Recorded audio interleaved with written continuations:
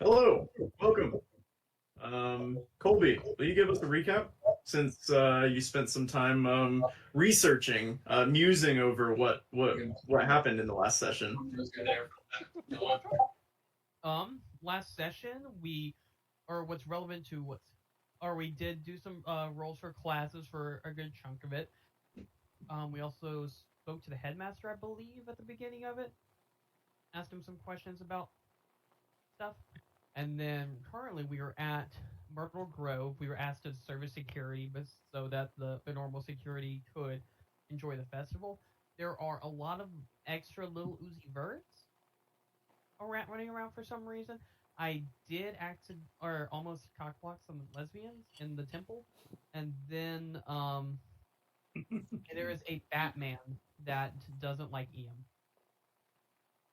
Cock blocked lesbians. Yeah, phrasing, awesome. How did we get into this fight? Little Uzi Verts attacked some random people. Well, okay, so slime that got uncovered and slime attacked people. There's extra little Uzis that started attacking people. And there's a scary Batman that is immune to spirit guardians, which is what I was researching because I don't know how he is. We got asked to be guests of honor / like security for Myrtle Groves' like Day of Petals or whatever, and everything was going great. We like had some fun.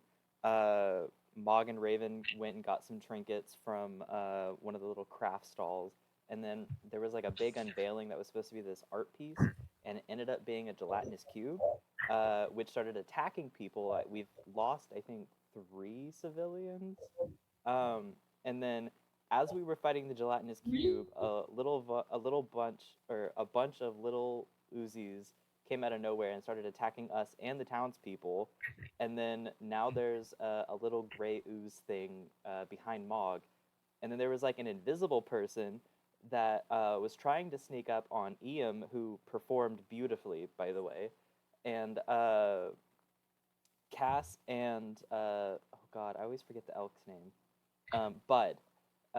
Cass and Bud basically came flying at it, accidentally like hoofed this guy in the back of the head, and then he kind of came uninvisible, and he's going after Iam, and he said some stuff, and I don't remember, but that's where we're at. Okay. When it gets to my turn, someone will have to remind me which are the bad guys. But I think I get the gist of it. Very confusing. All right. Yeah, we will open up with one of the X-Barts. Maybe Lil Uzi, maybe not. Maybe somebody else, who knows? Where do I?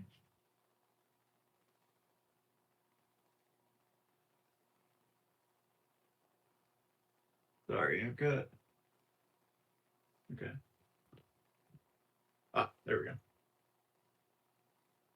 Yeah, one of the X-Barts is going to run to here, and it's gonna throw a slingshot at Mog.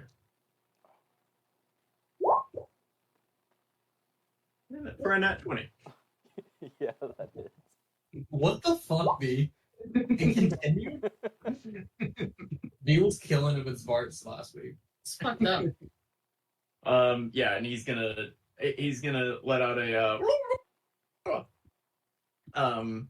which is for those of you proficient in Abyssal, he's gonna say, by Raxabor's hand I smite you, in that voice.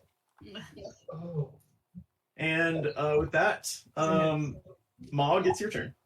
Okay, I'm gonna throw my sword at him. Good. You're gonna throw your sword at him? Yeah, I could do that because it comes back.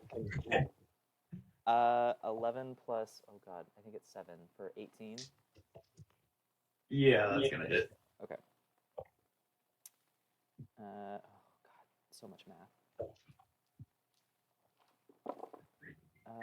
4, 9, 3, 16 plus 6, 22 fire damage. Jesus Christ. How do you picture that this kills him? I feel like the little slingshot would just kind of like peg him in the side of the head, and he would just kind of like turn around and just like overhand, like two-hand chuck his sword at him, and just kind of like impale him before it bursts into flames and returns to Mog's hand. Yeah. Cool. Yeah, he falls. There's a pile of ash now where that little Uzi used to be. Tristan's not here, but I know he would ask, and I'm gonna shout, "Don't worry, that wasn't little Uzi." And I'm just gonna point to the little. I'm gonna point to Uzi, and shout, "That's Uzi." Which one does he point to? This one. I think the only one without a big red X on him now. Okay. Yeah, that guy. And then I'm gonna turn around and I'm going to try and slam my other sword into this gray ooze thing. All right, let's see it. 9. A 9? Oh my god, are you kidding me? Yeah, that hits. It hit.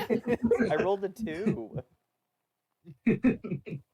So you only miss on a nat 1? Oh. Upsetting. No pressure. 3, 3, 5, 11 plus 6, 17. Fire. 17 Yeah, fire damage. 17 fire damage? Correct. All my damage is Yeah, fire. you slash into this thing, and it feels like you don't do as much as you think you should. Fuck. Is it still up? It is still up. You do quite a bit of damage still. You send bits of mush kind of all over the place. Little Raven has to dodge a bit of slime as it ascends to Little Raven's height, but it still kind of regains its form, and it forms a pseudopod that's looking ready to attack you. Okay, quick question. I had the help action from Little Raven. Can I reroll to see if I get a nat 20? No. Okay. I don't. Yeah. Okay. Yeah. Go ahead. Reroll to see if you get a nat 20. No, that's a 4. Carry on. Okay. Still would have hit. You rolled. Well, I rolled Alright. a 4 on the dice, 11 total. I knew you meant. Anything else, Smog? Nope.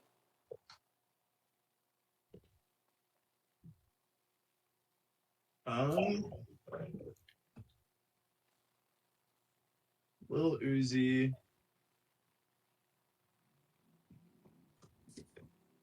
Is gonna run and kind of hop up onto the table right here and start yelling in Abyssal. I think you're the only one that knows Abyssal, right, Cass? Mm-hmm. What is he saying? Ashin knows Oh yeah, too. you know as well, Ashin, right? Ashin? Yeah. Okay. Yeah, he's gonna say he's looking towards Iam and he's gonna say, "Master, please leave him be."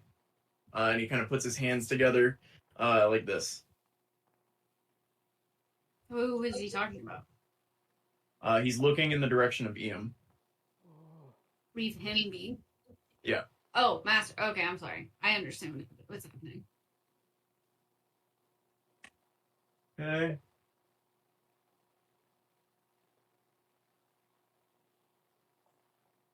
Oh,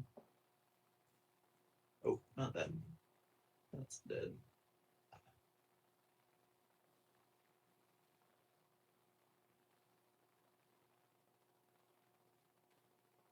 Mog, your weapon is magic, right? Correct. Okay.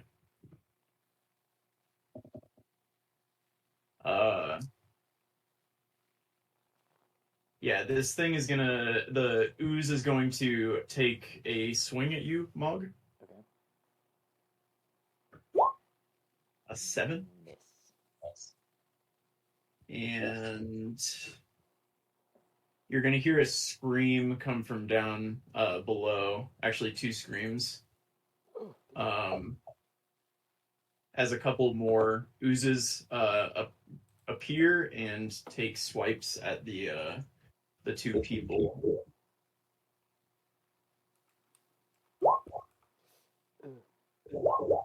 Rolling much better. against them.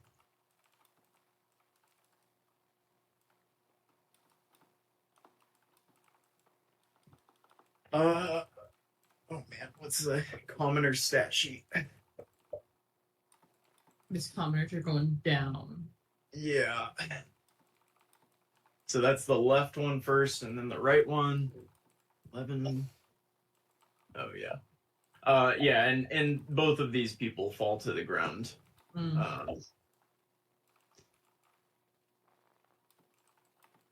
I'm just gonna say it, guys. We're not doing a very good job at keeping guard. I'm inclined to agree with you. It's really bad. And they're gonna slowly make their way that way. Cass, you're on top of the elk. I'm gonna cast Ensnaring Strike on the dude that's attacking Ian. The Batman.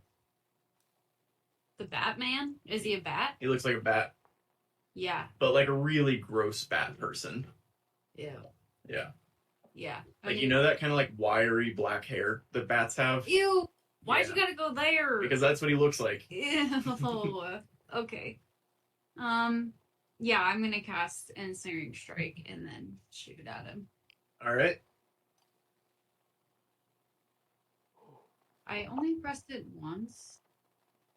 If you believe me. You have 2 attacks, don't you? I did, but it popped up twice. Did you want to take 2 attacks? Yes. Okay. Did it hit? The first one does, second one does not.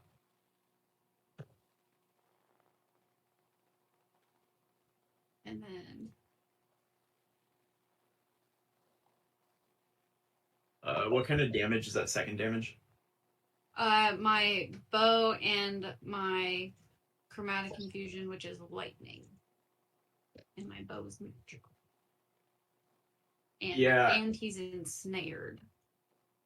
He's gonna let out like a shriek, and you notice that the bow, or the where the bow hits him, it seems to almost swell up immediately, and he goes, "Ah, ah," and it seems like it dealt a great deal of pain to him. I think he did quite a bit of damage with that, and so he has to make a save for the ensnaring strike. Is that right? Mhm. Huh? Yeah. I'm gonna succeed on a strength save.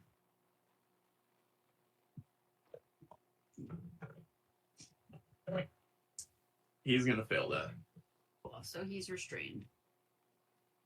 Um. And they're magical vines. Yeah, you see the vines like go around him, and then they just kind of melt off of him. But he did take quite a bit of damage from the bow attack. Anything else, Cass?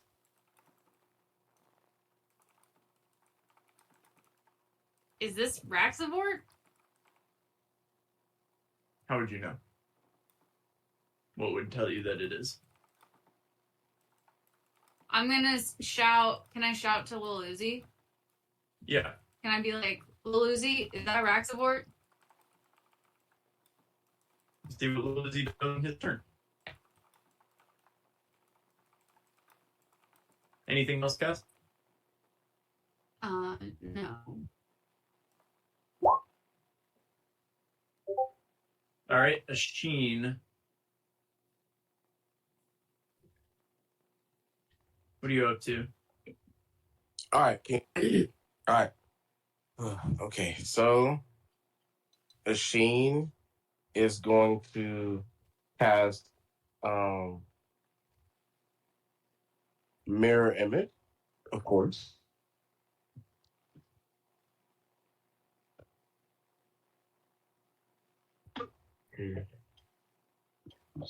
And he's also going to use. Sorry, it's loading. So he's going to cast mirror image, and he's just going to take. He's gonna go 20 feet to the right. Okay. I can move you if you want. Yeah, it's loading like right now. Give me. No, you're good. I just moved you. Did you want to move next to the people?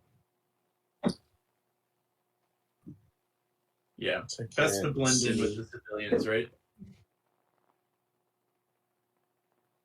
One more time, what'd you say? Said best to blend in with the civilians, right?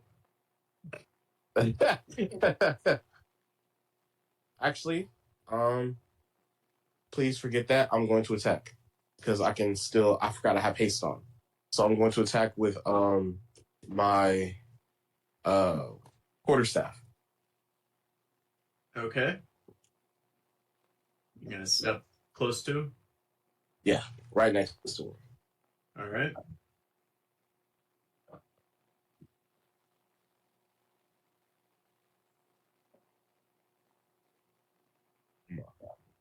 Yeah, you step up to him, and as you like raise your quarterstaff, you're just hit with a stench.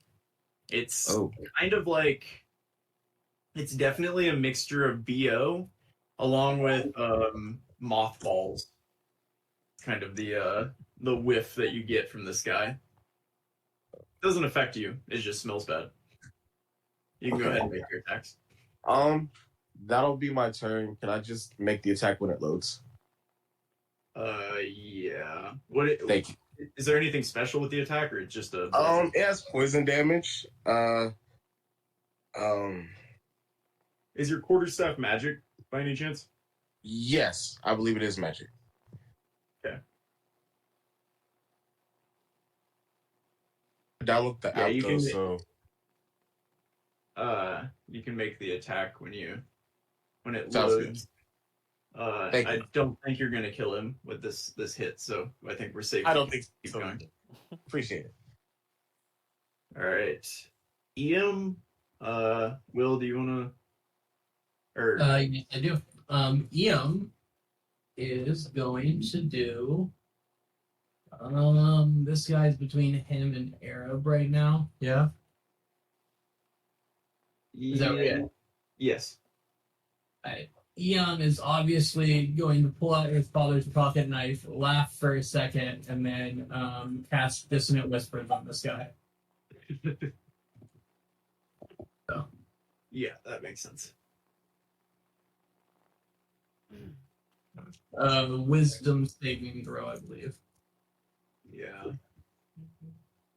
He is going to kind of look blankly at Ian as he casts this. Well then, that seems hateful. You can go ahead and roll the damage. So, 8. Yeah, he continues to look blankly at Ian. Anything else, Ian? Ian's gonna cough a little, spit up a bit, and then that's it. All right. The elk's turn. Yeah. Oh, wait, are you casting Mage Hand? No, he is not. No mistake. Okay. The elk will do a hoof attack. Okay, let's see it. At advantage, because Asheen is on the other side. 14 does not hit. Shoot. All right. The quarterstaff attack does hit Asheen. All right. Now we're getting somewhere. I can roll the damage if you want. Please do. For 8 bludgeoning and 2 poison. Perfect. All right. Okay. Feels like that did something. Not nothing. Automatic. Yeah, he definitely doesn't let out the same kind of screech that he let out when Cass hit him. But he is going to kind of look at you a little angrily. Arab. All right. Arab is going to, as a bonus action, cast Spirit Guardians. Or not Spirit Guardians, Spiritual Weapon. He already has Spirit Guardians up. then so he'll make going to place it.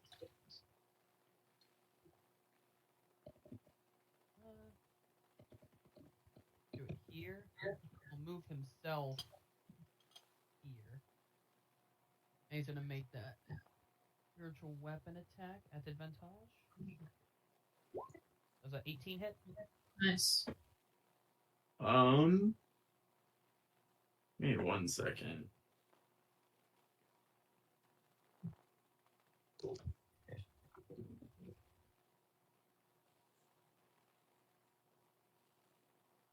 I have to see. 1 second. He's unsure if it hits him. Nice. Does he have some sort of thing where I just can't damage him, or what's happening? No, Ian tried to cast something on him that didn't work. Oh, And this. so did Cass. So can we just say not taking any damage?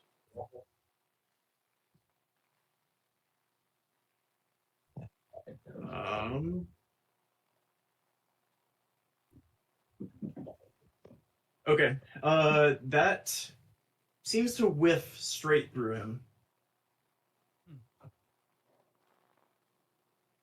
Oh yeah. Test something out. I was thinking of doing Booming Blade, but I'm actually gonna not do that. I'm just gonna do a normal weapon attack. Does a 21 hit? Yep. Hell yeah. Right. Only does 4, but boom. He gets bombed. Yeah. You kind of bang into him. And it bounces off. It just kind of feels like you hit like a stone. He definitely looks fleshy, and you've seen things pierce him, but what you just hit him with is a stone. And can I get a history? No, give me a religion check, actually, Arab. Please roll. Okay. Seems like this guy has some religious orientation of some kind. I wish I could roll. My modifier has been good for religion for a while, but Arab always rolls terribly. You specifically roll terribly for religion. You've always played a religious character and have always rolled terribly for it. One day you'll get it, right? If it's dumb, it's dumb. I think so, but apparently not. I'm sorry. Yeah. Alright, that's his turn. Okay. Raven, it is now your turn. While invisible, I'm going to use my movement and bonus action to run 60 feet up to this little blobber. And with sneak attack, I've got too many things up.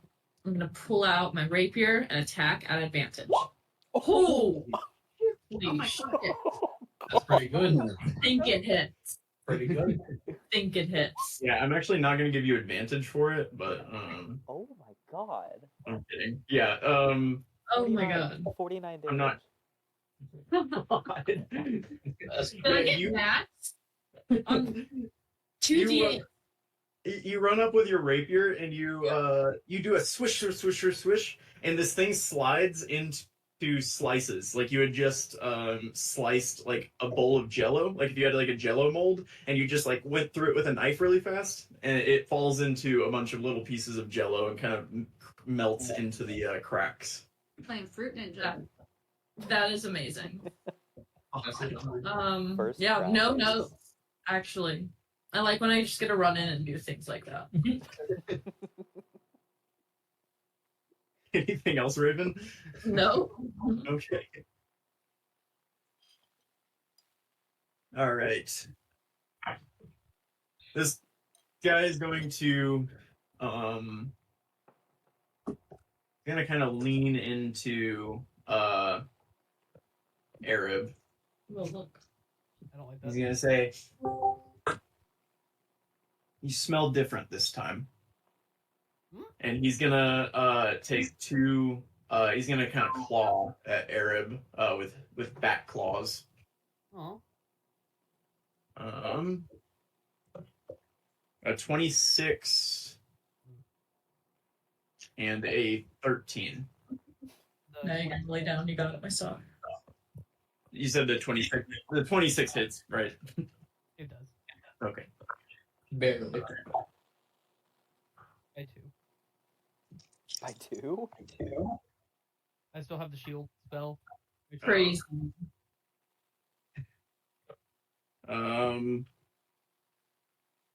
For 9 slashing damage. Oh man, he's almost to my actual health.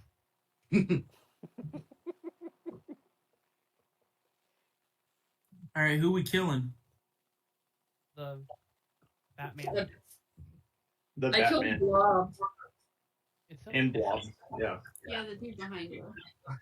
You just missed Kara double critting on a single ooze thing. Yeah. It was really cool. Tristan, I controlled you, so I did what was obvious, and I did dissonant whispers on the guy, and he just looked at me like I was a fool. Oh, So, is it There you this go. tiger guy here? Yeah, that was just the closest animal type creature. He looks like a bat in a really gross way. A Batman, if you will, but more of a man bat, I actually. will. I will. Ooh, The other little Uzis are dead. Did Big Lucy have a Mog. turn? Did Lil Uzi? No, not his turn. The other X-Farts are dead. It's almost little Uzi's turn. Oh, okay. Yeah. Free action, Mog's gonna pick his jaw up off the floor after watching Raven just appear behind the slime and decimate that thing. And then he's gonna make 2 attacks at this one in front of him. Okay, does Little Raven count as flanking, or does it have to give the help action? she would still be following the thing to do the help action. So you don't have to be flanking. I'll give you that she did the help action. Yeah. Okay, so advantage on only 1 attack, right? Or is it both? I would say 1. I don't think she would count as flanking really, because she's not a threat to it if she's just doing the help action. Okay, just making sure. First attack is 24 to hit. Yep, that hits. For 11, okay, 17 fire damage again. Yeah, it just doesn't seem like you're doing a lot with the No. with what you're doing. But well, it still feels a significant amount of damage to this thing. It just doesn't feel like you do as much as you should. Would you allow me a bonus action in between attacks? Yeah.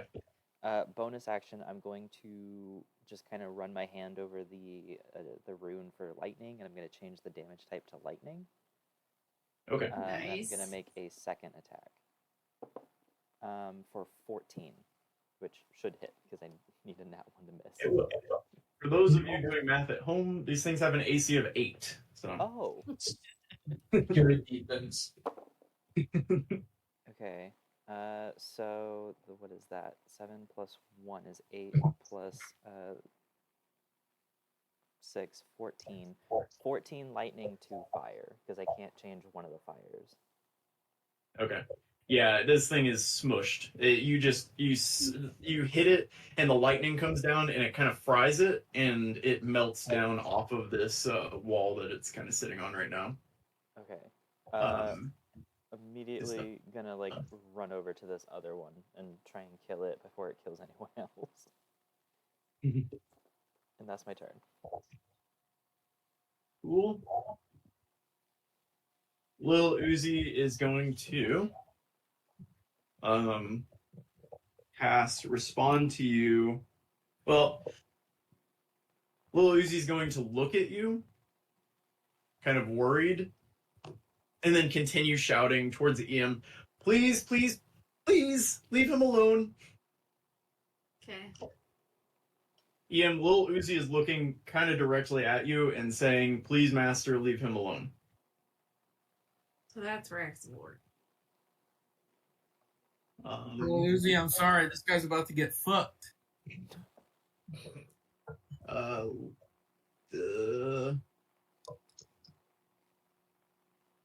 This ooze is going to do the only thing it can do, and it's going to take a swing at Mog. 16? Oh, that hits.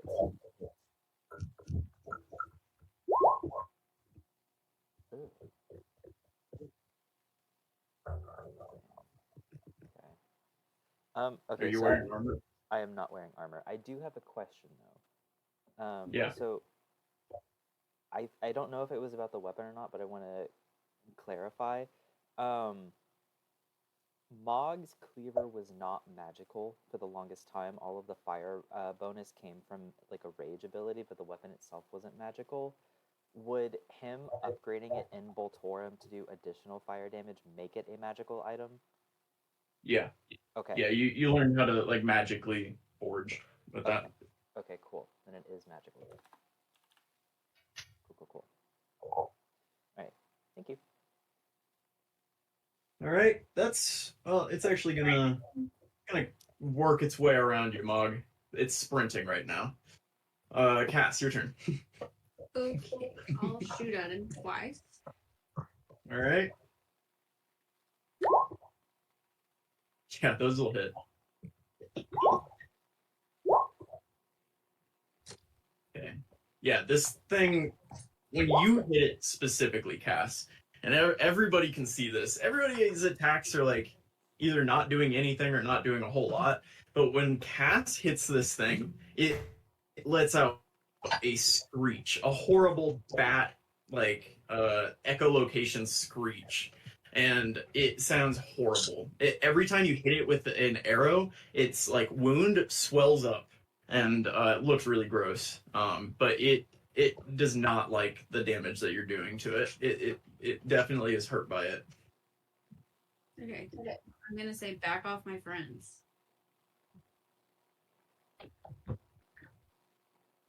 That would be Rex's turn.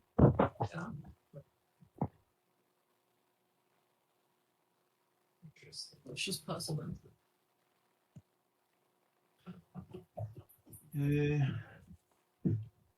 Ashin, my friend, it is your turn. Yeah. I am going to make an attack right here.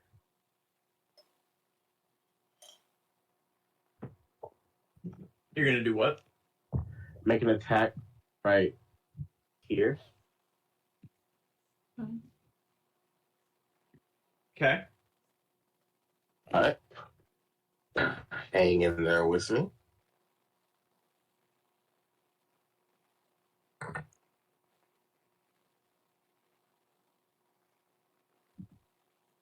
Did I do anything? I don't see anything. Oh, there we go. 1 second. I got the spell description. I didn't get a roll.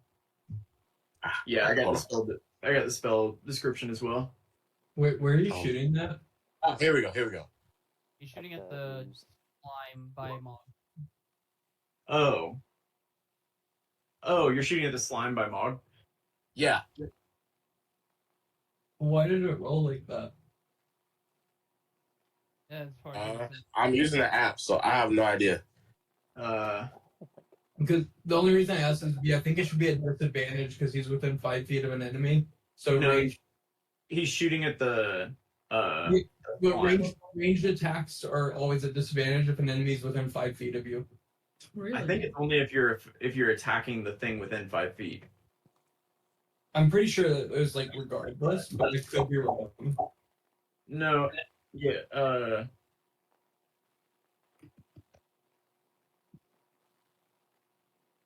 I think it's only if the enemy. No, you're- I'm right. All ranged attacks, spell or otherwise, are at disadvantage if there's a hostile creature within 5 feet who can see you and is not incapacitated. What about spell sniper? Does that do anything? I don't know, does it? Let's see. It ignores 3/4 cover. Because the idea is, like, this guy's blocking you from having like a clean shot away from him either, because he's in your way. Yeah. Huh. I did not realize that. Yeah, but he's It down. happens very rarely, because if they're like loaded up on someone, they're rarely throwing a ranged attack. Oh, okay. They got super low AC. Do it again. What's that? These things have super low AC though. We could be fine. That's true. That is a good point. It's probably not worth the conversation now, but I remembered that rule today. It's good for I future could. reference. I could shoot it through my book if that makes it legal. Probably. I feel like it would. Yeah. Yeah, that would make sense. All right, I'll shoot it through my book. I'll just take off one of the things. Okay.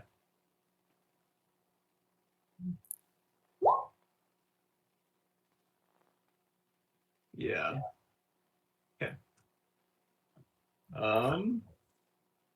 Yeah, it seems like that didn't do a whole lot. All Did right. something, but not a lot. Not a lot. I'm good. I'm gonna stay right there. Okay. Ian, it's your turn. Okay. I'm gonna do 2 rapier attacks on Roxy Vard or whatever the hell his name is. Okay.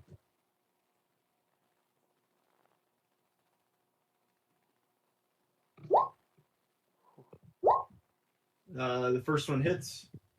Do we get any sort of advantage since he's surrounded? You don't. Okay. Man. Terrible. Yeah. You kind of poke into him, and just like when Arab hit him with his hammer and it bounced off, you poke and your rapier bends like you're stabbing it into a rock. It doesn't pierce him at all. Okay. I want to give Bardic Inspiration to Cass. All right. Elk. That's my reflection. Cool. Thanks. Elk will stomp. Yeah, that'll hit. And again, it's kind of like it stomped up against a tree, just like, and then he puts his hooves down, and this thing just seems to completely be unaware of what's happening. Doesn't feel it.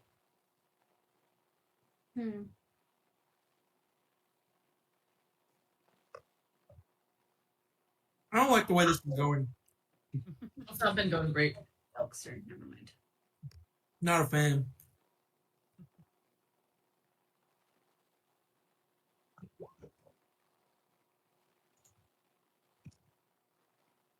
Yeah. Oh, sorry, that was the Elk's turn. Arab, your turn now. He'll try Booming Blade for his main action. So he'll do that normal Warhammer advantage. So 24. And then I think at this level I just did the 1d8. Yeah. Lightning. Or 1d8 thunder, my bad. 1d8 thunder damage.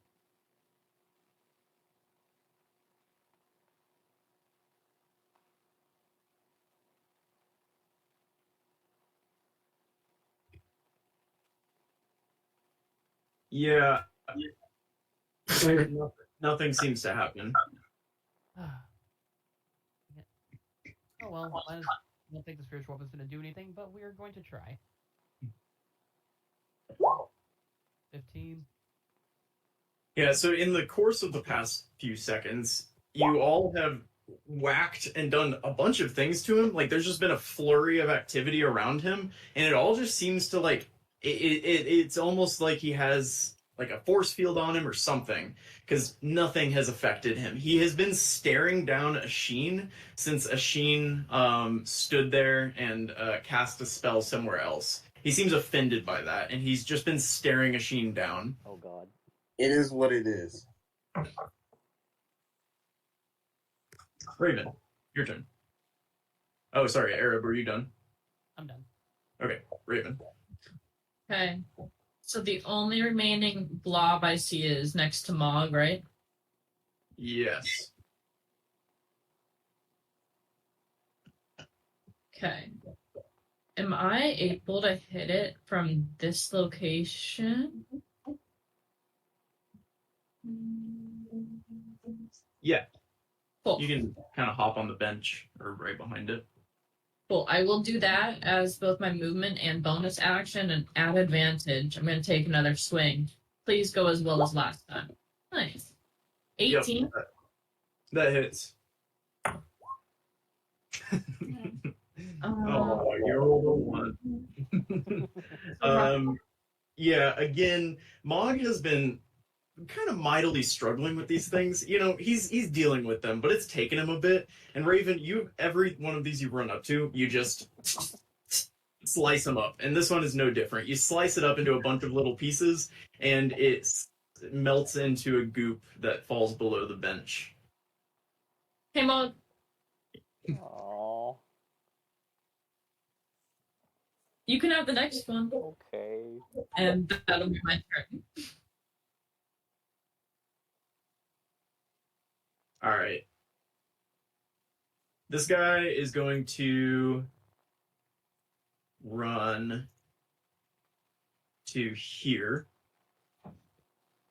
And he is going to put his hand out to touch little Uzi.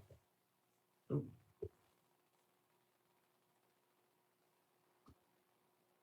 And he's going to say, come with me now, my child. And little Uzi is going to spit at him. He's going to turn to the rest of you and say, we know where the stupid flower is, you fools. And he's going to plane shift away. Shit.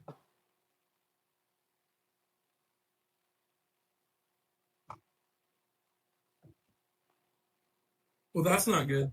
Okay. There's no one there. Oh, no. Now what do we do? Mhm. Mog. Do I see any more gray ooze things anywhere?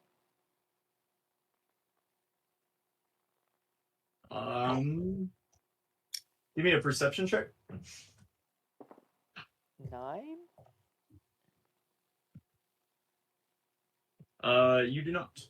Okay. Do you want to say? I think I'm just gonna walk up next to little Uzi and just kind of like stand there menacingly in case that guy comes back. Okay. Little Uzi is going to run up to the edge of the stage, and he's just going to grab onto EM's gut, like onto EM's stomach, or whatever part of EM he can grab, and he's just going to hang on really tight. Okay. Also, did we not get opportunity attacks from? Oh, you would have had the opportunity attacks. I'm sorry. We can retroactively roll those. So the elk, EM, Asheen, and Arab would have all gotten opportunity attacks. My bad. I don't get an opportunity. You do not, because you weren't within 5 feet. You're on the elk. How is that? Well, do you have your bow out? Of course I have my bow out. I'm shooting him with it. Yeah, it's a melee attack only, though. Opportunity attacks are.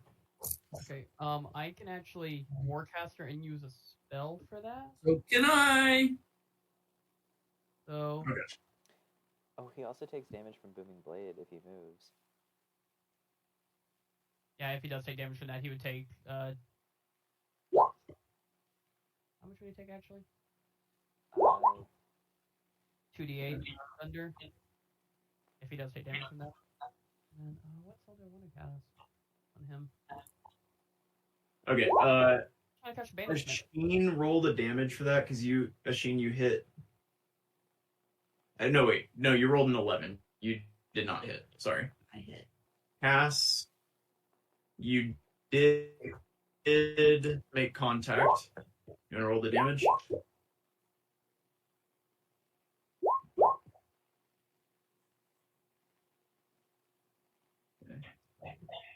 Yeah. the same thing that I just described happened. Eric? Nothing seems to have affected him, and he ran away and Eric, disappeared. Banishment. Did that do anything? It did not. Okay. What's this, 66? Dissonant Whispers. Yeah, earlier Ian tried to cast it and he didn't seem to do anything. This time he didn't even pretend to try to overcome it. He just didn't do anything. He ran away. Did Cass get to say anything as a reaction? Sure. Cass is gonna say, we're not afraid of you. You're the one that's running. Yeah. With a soft pop, he disappears.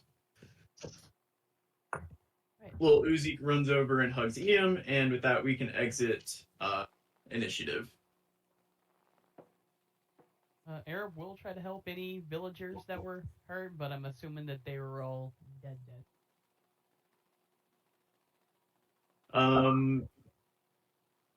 Yeah.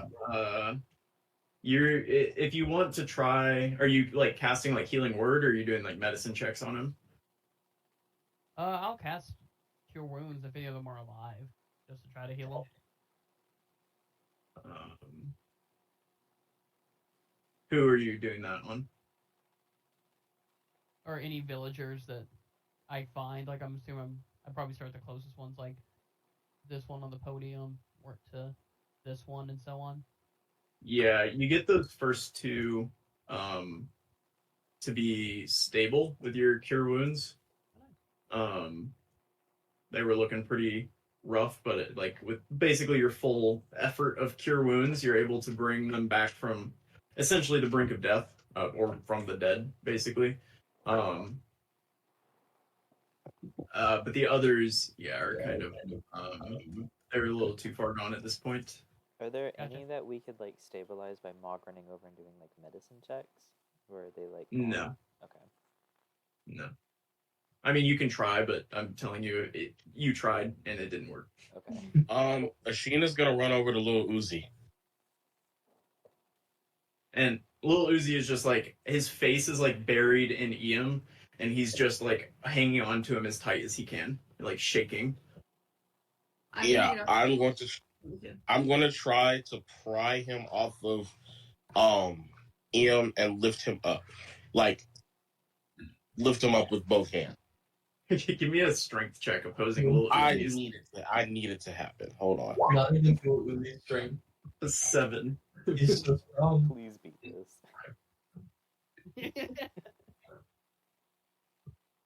Where's it at? Come on. Did it roll? Not Nope. yet. Do you see the number? Okay, yeah. You're able to pry Lil Uzi off of Iam and lift him up. Why? And I'm gonna speak in Abyssal and be like, explain yourself, runt. I like the abyssal voice. That's it. Let's see. What does he do? Give me an intimidation check, Ashin. All right. Lil Uzi doesn't really answer to you. Ian's yeah. gonna try to intimidate a Sheen No. No. to say, "Put down my friend." Yeah, but Lil Uzi, it's too late at this point. Lil Uzi is terrified of Ashin. He also recognizes that Iam is standing up for him. He kind of glances over his shoulder, but Ashin is scaring the shit out of him right now. No, because Iam did not hear what he said. And he's gonna say, I was telling Braxavort to leave Iam alone. Why is he here? He's like looking around. He seems very, very anxious. I don't know. Hello? I don't know. I'm just gonna look at him and be like, Lil Uzi, you had the opportunity to betray us, to betray Iam, and support Raxavort, and you didn't. That must have been very scary.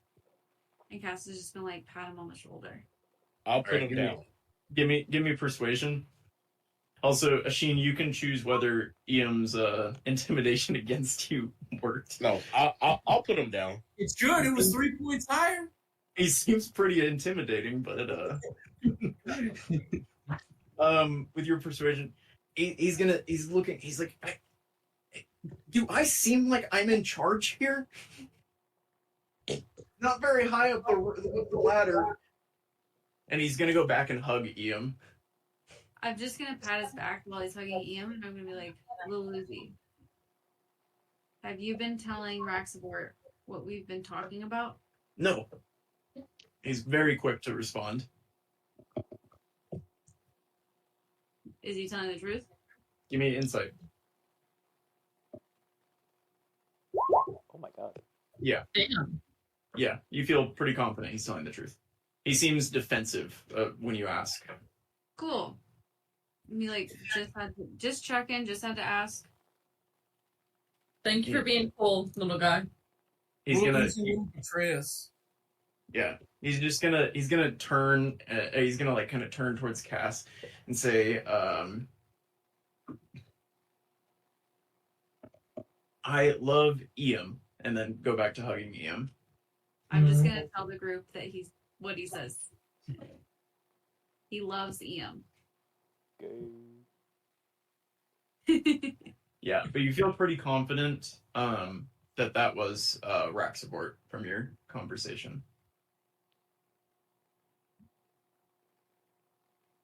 Can I get an insight from the magic casters? I'll give that to Iam, Machine, and Arab. Oh, and Cass, actually. Thank Yeah, you. Cass, because you also.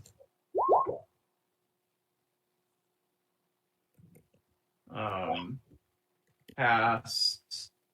And I'll give it to Arab since it really affected Arab. You definitely got the impression he had some kind of magical immunity.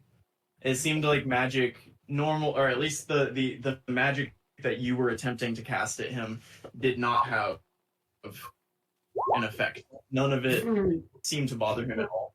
Amongst other immunities. Ashin, you're pretty sure that was Malchus that you almost killed. Oh my god. Buddy. 50-50. Can I ask Lil Uzi why magic didn't work on him?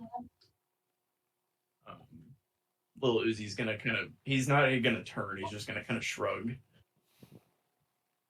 Was he? Is there something protecting him?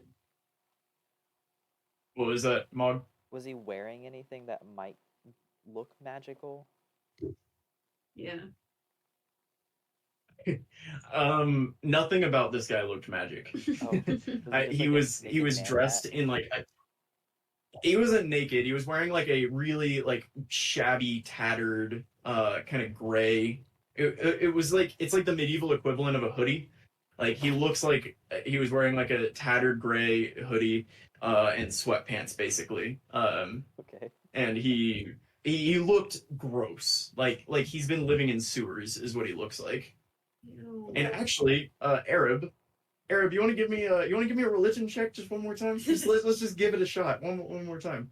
There. Yes! Oh, like That's the one. At disadvantage. Arab, if you'll remember, you did have a book that mentioned Raxabort, and you would know that he there's a few details in the book, but you would remember from it he is a god, a minor god, but he is a god of some kind.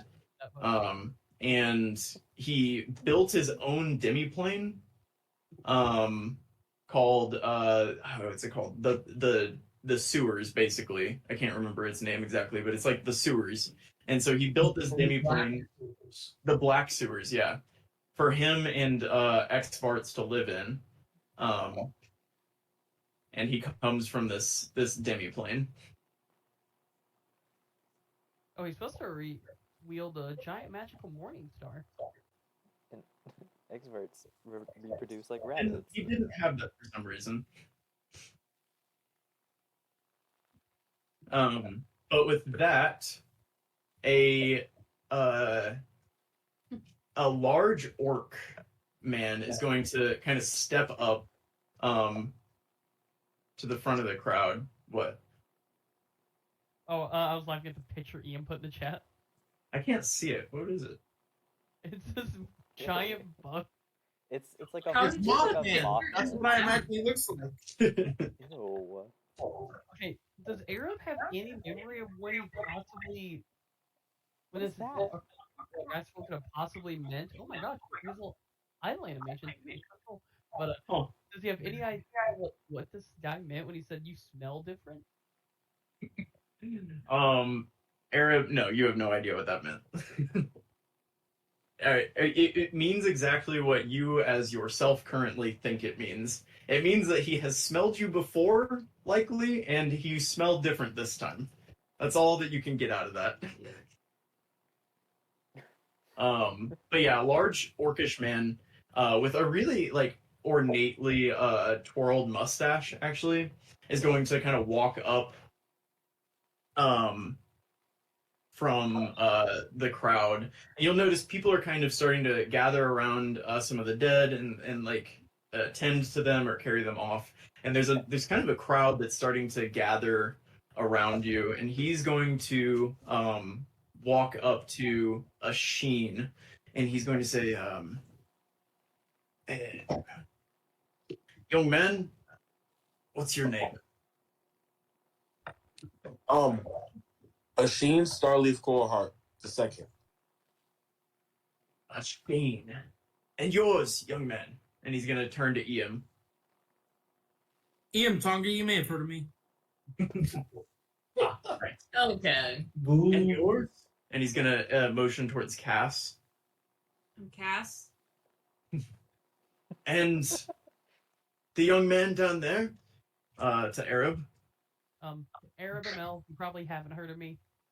The dragon. Mog. He doesn't see Raven. Unless Raven makes herself known. No, I'm not invisible anymore. Okay. And yours? Raven. Why? Would you join me on the stage? And he's gonna start clapping.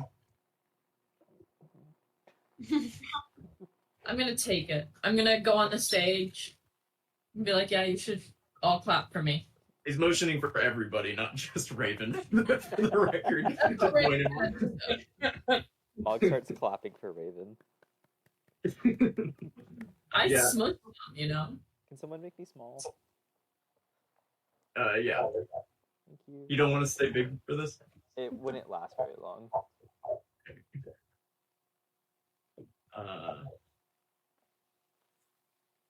And he's going to say, "Fine people of Myrtle Grove, these brave heroes are our saviors." And he's going to motion to everybody, and the crowd that is left that's not currently tending to more serious matters are going to like really begin cheering for you. And they're all gonna.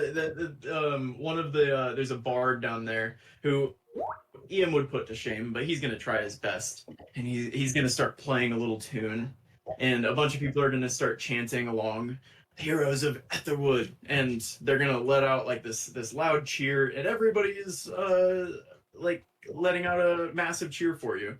And the orc, he's gonna introduce himself as the mayor of Myrtle Grove. He's gonna look at you and say, "From now until the end of time, you drink for free in Myrtle Grove." So, I'd say we start that tonight. Hell yeah, we do. To the Day of Petals, and to the heroes of Aetherwood, thank you. And everybody's gonna let out a loud cheer. Woo! Woohoo! You know, I thought that fight went poorly. Turns out people think we did good. Yeah, like 4 people died. Do they know that? Could have been 6. It could have been. Yeah, it seems like some people are dealing with it, but not us. everybody's paying attention to that. You will notice people were already kind of drunk, like going into this because it was the Day of Petals, and it seems like everybody is still pretty comfortably numb at this point. And they're gonna begin leading everybody, or everybody's gonna kind of start filing towards the Tranquil Teapot Inn.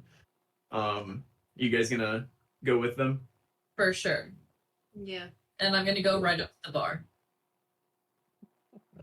Yeah. Let's take a quick 5 because I gotta pee real quick. Can I get my arrows back before we leave? Yeah. Yeah. Roll 3. You hit with 3, 4, 4. 4d10. Will, do you want to do my rolls for the semester? What? Yeah, you get them all back. Didn't you guys do them last week? No. Oh, okay.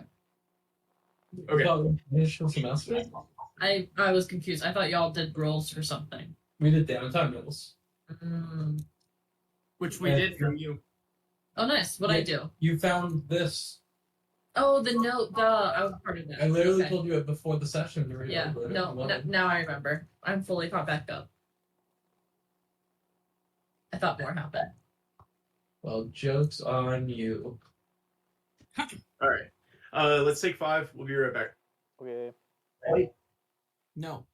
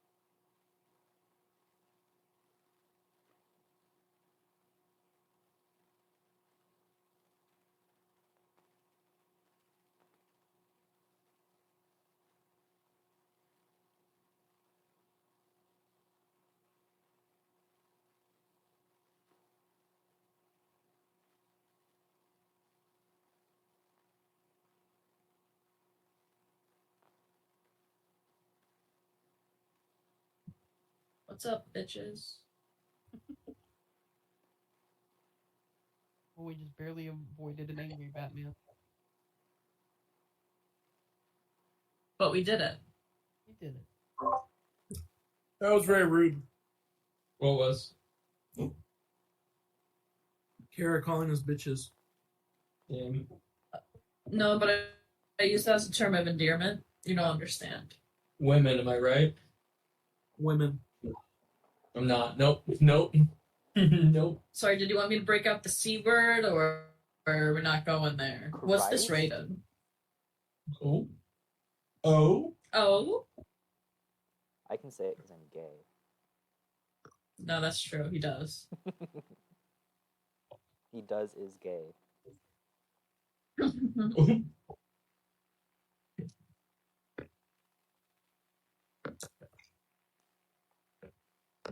You know who actually says that word a lot to me?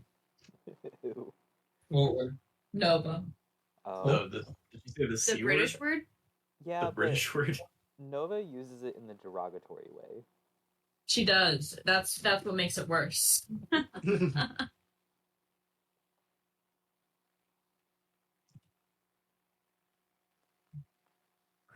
Christian, are you there?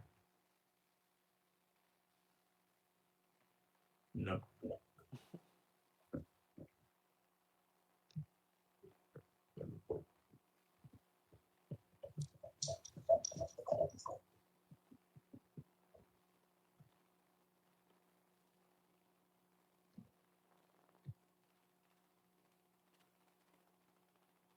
I'm here. All right.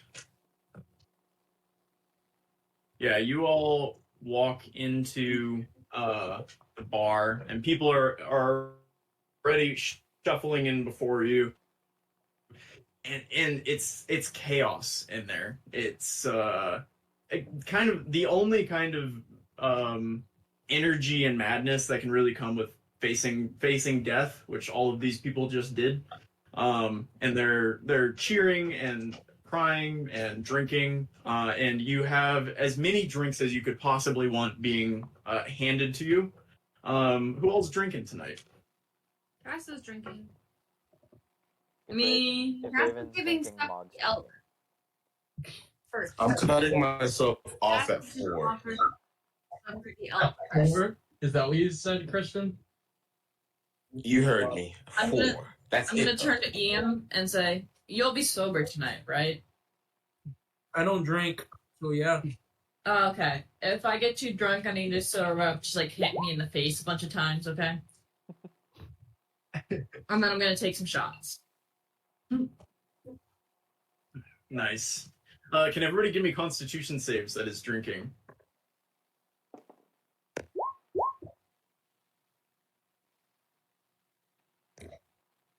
Dirty 20. Ooh. Yeah, Sheen's drunk as hell. Yeah. Raven and Arab are tipsy. Bud, the elk is getting is fine, but the elk is drinking. Just so we're all aware. Yes. Ian, what are you doing while everybody's drinking? I'm kicking the band off stage. Yeah, they'll happily move off. Are you just shredding up there on your uke? You're playing mediocre uke, but everybody seems to love it. And yeah, you're all just drinking, having a good time. People are cheering. It's nice, you know. You do a lot of shit, and a lot of people they don't really appreciate what you do generally. And you've kind of been forced into a lot of situations where you've had to save the day, and people have been kind of assholes to you. But these people really seem to appreciate you. Arab, what are you doing with your night? Just drinking, having a good time? I don't know if Will is playing around, but he messaged me from Assassin that says I only drink shadows and blood. Am I about to fight for my life? What? He DM'd me from Assassin and said I only drink shadows and blood. Is there an assassin here? Just keep Spirit Guardians up the whole I time. don't know. Who knows? Apparently he's a paranoid drunk. So yeah, he's on the lookout. So yeah, you guys are hanging out. Arab is a paranoid. He's tipsy a little bit, but as you're kind of looking around, you see a Loxodon who you'll recognize as Al, who runs the apothecary in town. Lumber over to your table, and he'll kind of take a seat on the table next between all of you. Okay, guys. Guys. You guys remember me, right? I'm the only Loxodon in the village. Yeah. So you guys, y'all want to do a line of back guano with me? Oh, what? What? I don't know. Like, do you guys want to do a line of back guano with me? Like in memory, but like also because it's like chill. No. I'm gonna agree. Like I'll make a tea out of it. Like nothing weird. It's like good stuff. Like I guarantee it. What's it do to you? Yeah, what does it do? You ever flown before? I mean, I've done it. I just like so many things. Like that, but smaller. Okay, so wait, what does it do? It's like flying, but smaller. But flying. He's gonna pull out a teapot and just like you're gonna see him just like pull out like a thin strip of like some packaging, unpackage it, and pour it in the teapot. Shake the teapot a bit, and then pour a bunch of cups. And he's like, "So back on who's in? I'm in. Weird one's in. Anyone else?" Ian's in. I'm gonna turn into a Loxodon to do this though. He's like, "Shit." And he picks up one of them and throws it back. Anyone else drinking it? Yeah, I'm gonna throw it back too. With my trunk. Give me a con save. Anyone that's drinking it. Yeah, I mean, I'm already off at this point. I can't get any worse, right? You can't. That's true. Okay, right. It's the Loxodon. Ian, okay. A Sheen. Damn. Yeah, so Ian, you throw it back and it's the most disgusting thing you've ever drank. You're like, yeah, no, 100% I just drank bat poop. No question. And you just immediately throw up on the table and nothing seems to happen to you. However, a Sheen or Raven, you throw it back, you have to kind of gag a little, but you hold it in. A Sheen, you throw it back and it goes down like nothing. Like, this actually tastes low-key kind of good to you. And then, Raven and Asheen, you begin to float about 3 inches off the ground. Fuck, that rock. Let's go. We get to do that? Yeah, you two float 3 inches off the ground now. That's so amazing. Ian does not because he threw it up and couldn't keep it down. But Al is also floating around the room. Wait, I want to do some like rolls. Yeah, so Al is like backstroking just across the floor, 3 inches off the ground. Amazing. And then he just leaves. He just like floats away with his teapot away from y'all. Do you guys see me? Mog, look at me. Are they I'm flying. Mog didn't drink any of this. Are they actually floating? Yeah, no, they were actually 3 inches off the ground. I'm just gonna kind of like reach up and grab Raven's like arms and just like push her down to the ground. As you do that, Mog, it pulls you up 3 inches. Yeah, I let go. I'm gonna grab you and start dancing. Yeah, no matter what you do, you can't get her onto the ground. Cassie, throw up as well.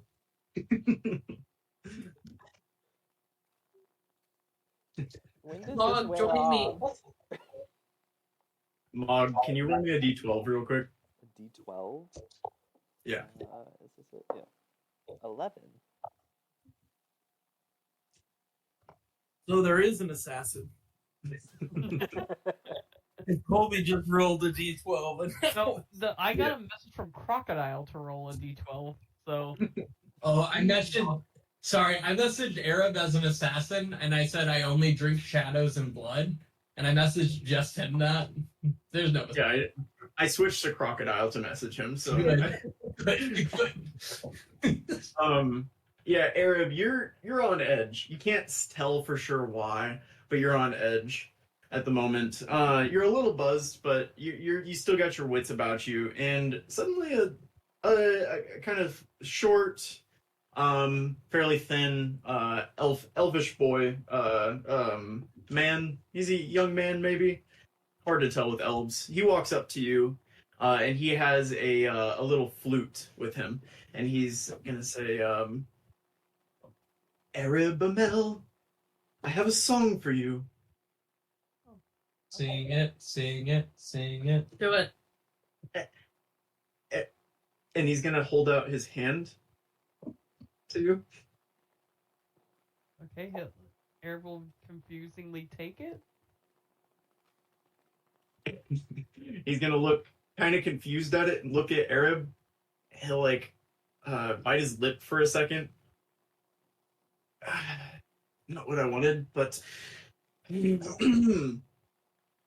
a village not far, yet not quite near, lived Arabamel, a name you'd hardly hear. A cleric of Tamora, the lady of chance, his deeds, they say, were more than circumstance. He donned a robe, all tattered and gray.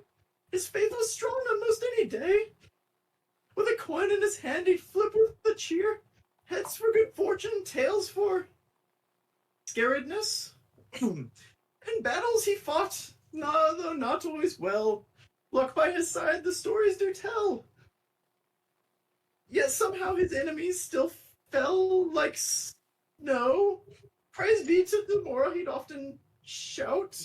And he seems to be losing the thread a little bit here. He forgets how rhyming works, and he seems flustered. He's gonna like kind of stop. He's gonna start playing his flute nervously, and then he'll go on his tiptoes and like kind of motion for you to come in, like he wants to whisper something to you. Arab will lean down. He'll lick your ear, and then he's gonna run away. Arab will just like kind of say after him, it's like, I'm a cleric of Saloon. What? Is there anything wrong with my ear? It's wet. Do I get a napkin and dry it off? What? What happened? I don't know. Asheen, you see a small boy, a human boy, walk up to you. This is actually a boy and not just like a weird small elvish man. What's your passive perception, Asheen? I believe it's not high. I believe it's 13, if anything. You're like floating around, and you kind of feel something, and then you look down. The boy's hand is like full-fledged into your pocket, and he just like freezes with his hand like deep in your pocket. May I help you? Sorry. She asked me to come learn information about you because she thought you were cute. And he points to a wood elf girl standing in the corner kind of by herself, like with a bouquet of flowers. And then he goes, I'm sorry, and starts running off. Uh-huh. I'll wave. She, like, across the room, like, looks at you, like, confused and waves back. And you notice her just handing out flowers, like, one at a time to people in the bar. I'll check my pockets. Give me an investigation check. Alright. Investigation.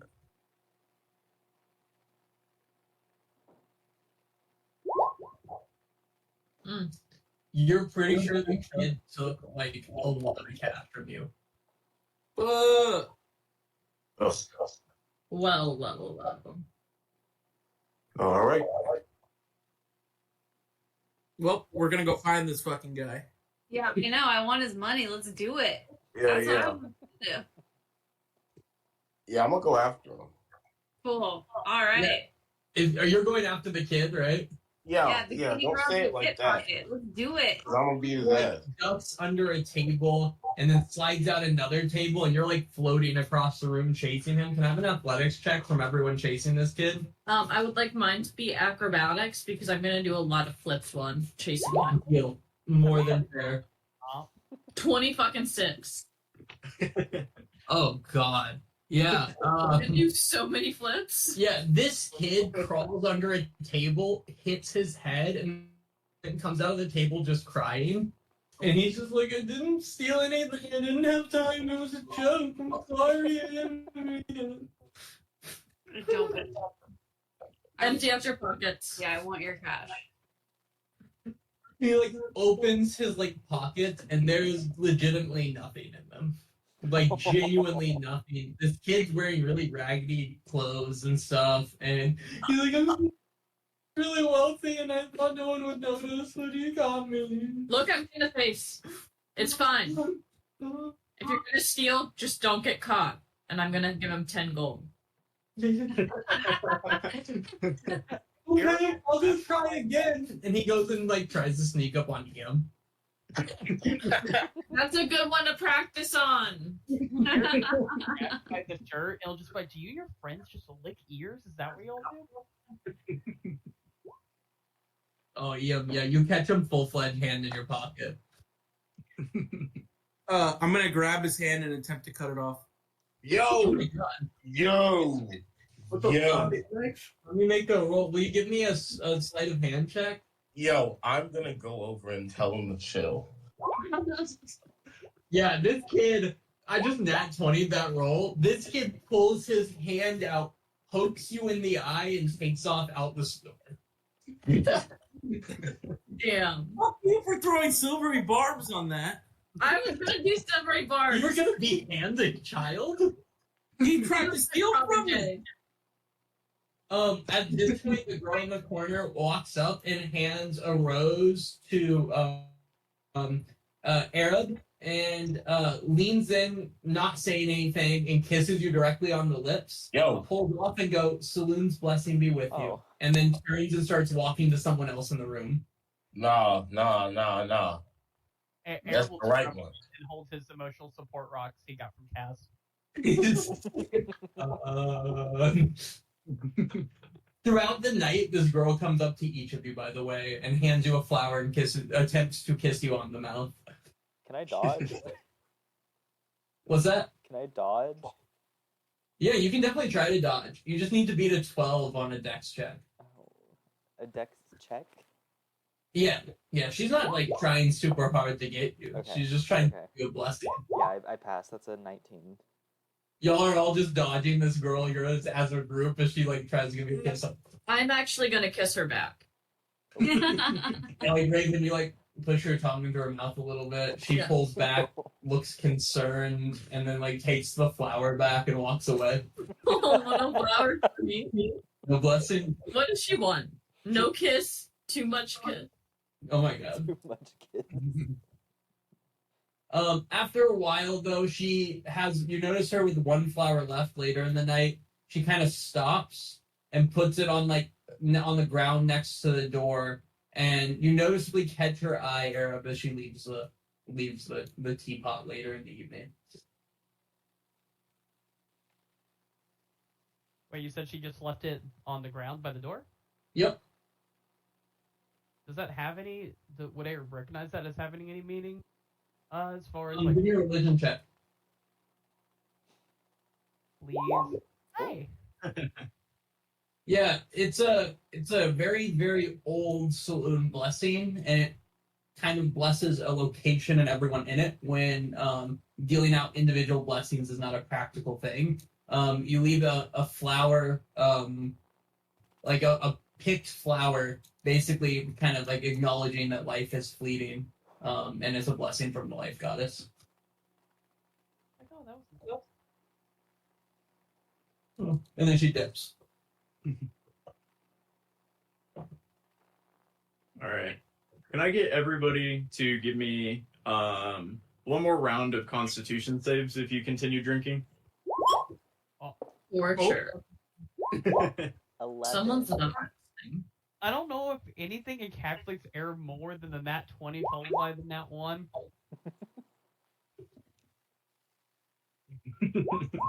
That's perfect. I was gonna say Arab cast lesser or restoration on himself, but I think if it's a nat 1, he is gone. All I just right. need verbal Now can I components. get everybody to roll me a D100?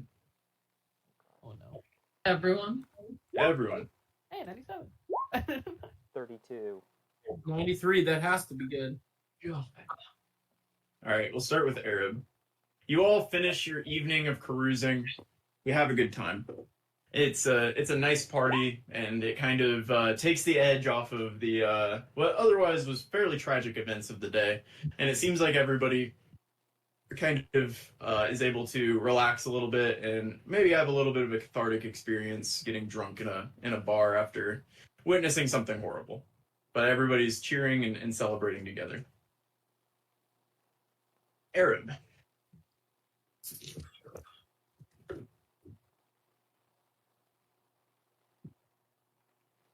You wake up the next morning in the Church of Saloon. You're on a pew inside the church, and you wake up with your head resting on it's like super uncomfortable. Your neck is at like a 90-degree angle. Your head is resting on a like medium-sized wooden crate, and you seem to be alone in the church. Oh, he'll cast Cure Wounds on himself to deal with the headache I'm sure he has.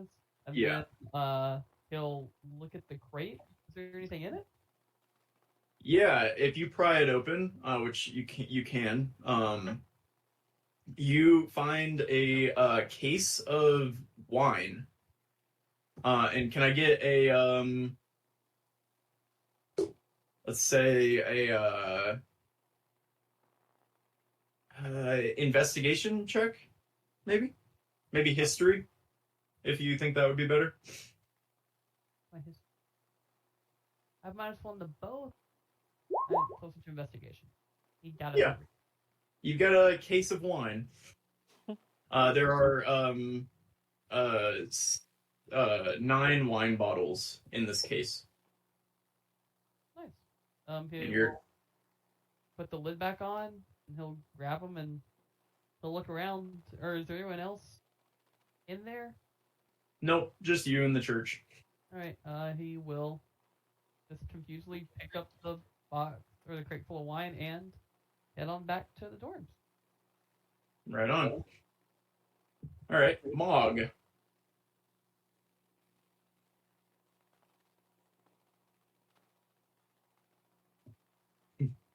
Mog, you didn't drink last night, right? He did. Oh, you did? Okay. Well, you're gonna wake up kind of on the outskirts of town a little bit. You're like right up next to the wall that surrounds the town. You're actually kind of like leaned up, like cuddling one of the posts of the wall when you wake up. You don't feel awesome. And can I get just a quick perception check? 22. Yeah, you kind of pat yourself and you look. Got all your limbs, you got all your fingers. That's good. But you're absolutely coated in blood. Like your clothes and everything, anything you're wearing is soaked. Just completely coated red blood. Am I Okay. absolutely certain it's blood? You with a 22% investigation, yes, 100%. You're certain it's blood. Oh. And you're like kind of feeling over yourself, and you find a small pouch in your pocket. Okay, what's in the pouch? It's a blue powder. Oh god, is it Kraken? It is Kraken, Oh yes. my God. Why do I have Kraken? But you're pretty much by yourself. You are by yourself, and you actually wake up pretty early in the morning. Like the sun has just started to peek over the horizon. It's still like dusk or dawn, or just before dawn. Yeah. Is there like a trail of blood anywhere from where I might have like walked from? No, there's a puddle under you though.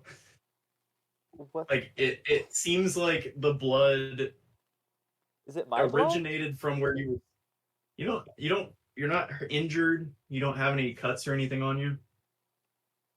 Is there anything in the puddle? like bits and pieces, remnants, a corpse? Just blood. Okay. What? Do you have his period or something? Glad you made that joke because I couldn't. I think Mog's gonna bury the pouch of Kraken by the post, and then just try and find Raven or Arab before people notice him. Okay. Ian, so last night you stayed sober, right? While all these degenerates got trashed. And you, throughout the evening, slowly lost sight of each of your party members, and for a while you tried following them, but there's too many of them. So at some point you gave up. And at one point you sat down, and a guy comes up and sits next to you. And he also is just stone cold sober. And he says, I can tell you're a member of the trade then, aren't you? Being sober and all, keeping yourself ready, because you never know when you're going to be needed. Is that right? Yes, obviously. I knew it. I knew there was. I saw it from your face. I noticed a fellow glass blower. So are you more of the like 95X model, or do you use the newer 20X? Even though it's not as like efficient, but it is quicker. And he like pulls out different like torch attachments, and like pieces of like glass and things like that. And he's like, so like, what's your medium? Like, what do you build? What do you go for? I'm into ukuleles. Oh, I've never actually tried to do that. Here, help me out. Okay, so what do you think would be a good technique for the strings? Are you gonna go with like the old school Hachimura, kind of mix in some like Hachimura like disc sets, or are you like something different? Like I haven't done strings for something before out of glass, and that seems really thin and complex. Oh, it is. You have to be a master. And you and him spend the rest of the evening working really hard on a set, like a glass, really intricate glass ukulele. And can I have a I want a performance check, but your performance is so high. We'll do a performance check, but I'm gonna take away your proficiency from it because you're not proficient in glass blowing. Bullshit. You're now officially proficient in glass blowing, and he gives you a set of glass blowers tools as a gift. Hell And yeah! he keeps the glass ukulele and leaves with it.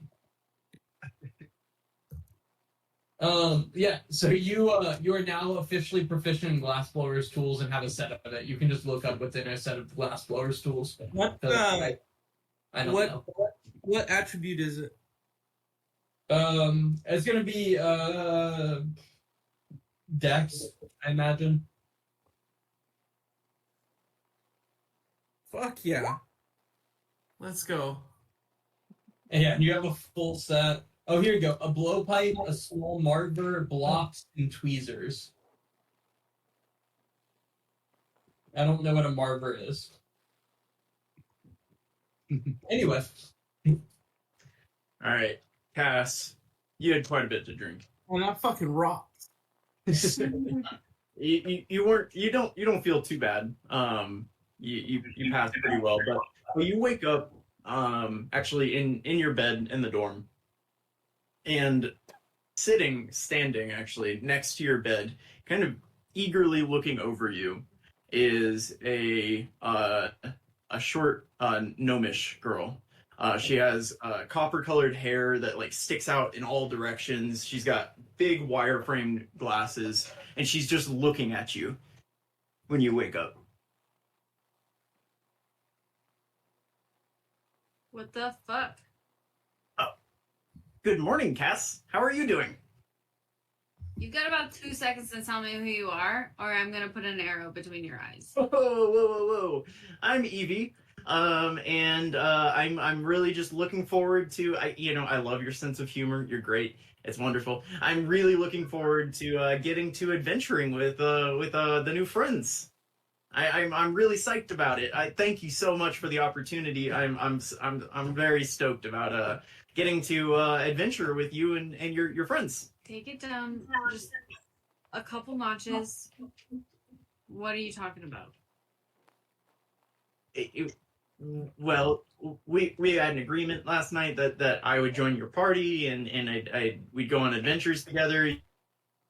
You'd make lots of money doing this, and that you fight bad guys sometimes, and you're doing really good things for the world, and that you take a holistic approach to adventuring. You were really selling it last night. It was a whole you had a pitch. And I was asking you to join me? Yeah. What can you do? Just refresh my memory again? Well, I run the tinker shop in town, so I tinker and I fix things. And I do that so I can fix any of your little tinker things. But other than that, I'm pretty good with the dagger, and You're gonna need to figure out some more stuff. You can't stay in this dorm. And you can't hover over anybody while they sleep. Well, I only just came over here just now. I actually slept in that bed over there, and she's gonna motion over to Mog's bed that she just You can't sleep in other people's beds. You can take the couch. You can't sleep. You're funny. You know what? I'm gonna go grab some breakfast for you and for the rest of the party, right?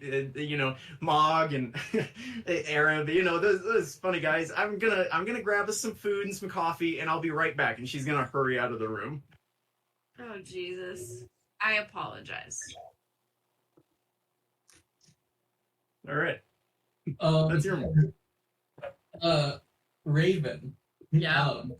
You wake up and you let out a big yawn, you stretch out and everything, and you kind of look around your surroundings, and you find yourself that you're just like standing in a circle, and there's like 8-9 people sitting on chairs around you, and you realize that they seem to be like drawing you or something like that, and then you look down and find out that you are just completely nude and very clearly in an art class. Which format am I in? You are actually yourself, but with just taller. Just yourself, but an extra few inches of height. Okay. And you're just standing there, and there's a crowd of people just like sitting there drawing you.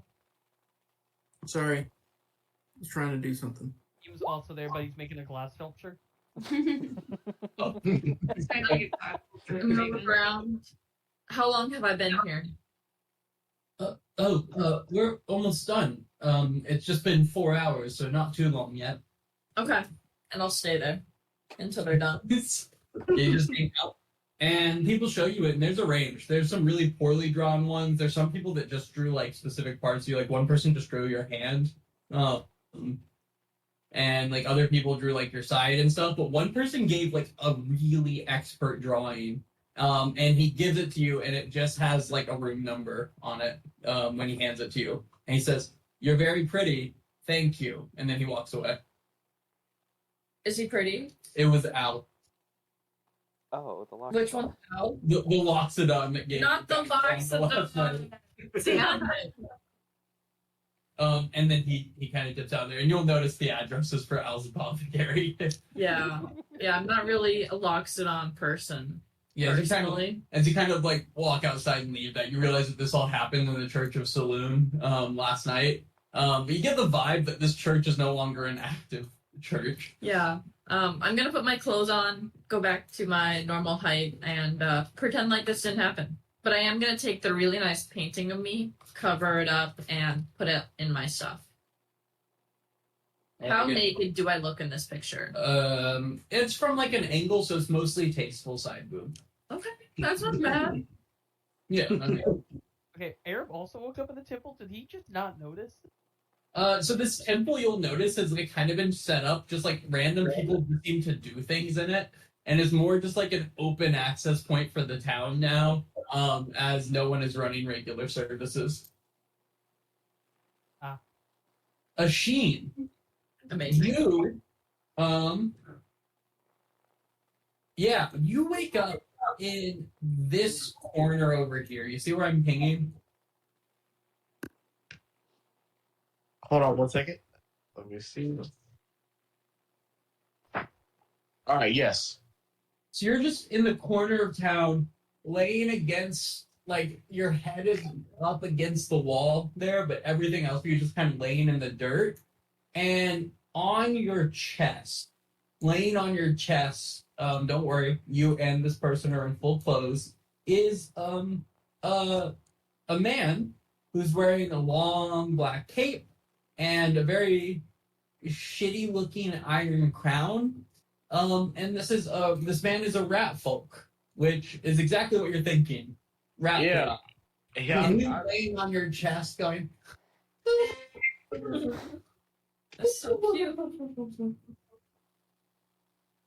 Hey. Hey. Yes. Yes. Who are you? Well, this is Chitter Chop the Rat King. Huh. Why are you laying on me? Oh, because last night you agreed to be the Rat Queen.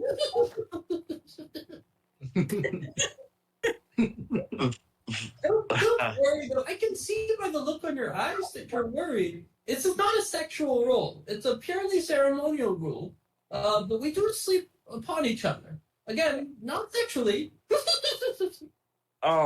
Yeah. Rat Queen?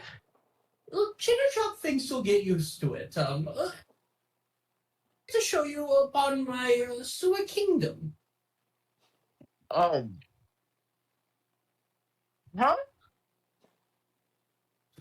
Wouldn't you like to meet your children? What? My children. Well, of course, you are now the Rat Queen, so the children of the sewers are your Who? You know what? I'll bite. Let's go. Chitter Chop thinks you're being quite silly this morning, Queen. Please follow Chitter Chop. And you strut around town until he gets over to this the hole in the ground where you guys clears out that Balhanif a couple years ago, and he goes, well, out with the old and with the new, we moved into this kingdom about a year ago. It was empty, after all. So come along, and he just jumps in head first. And give me a perception check. All right.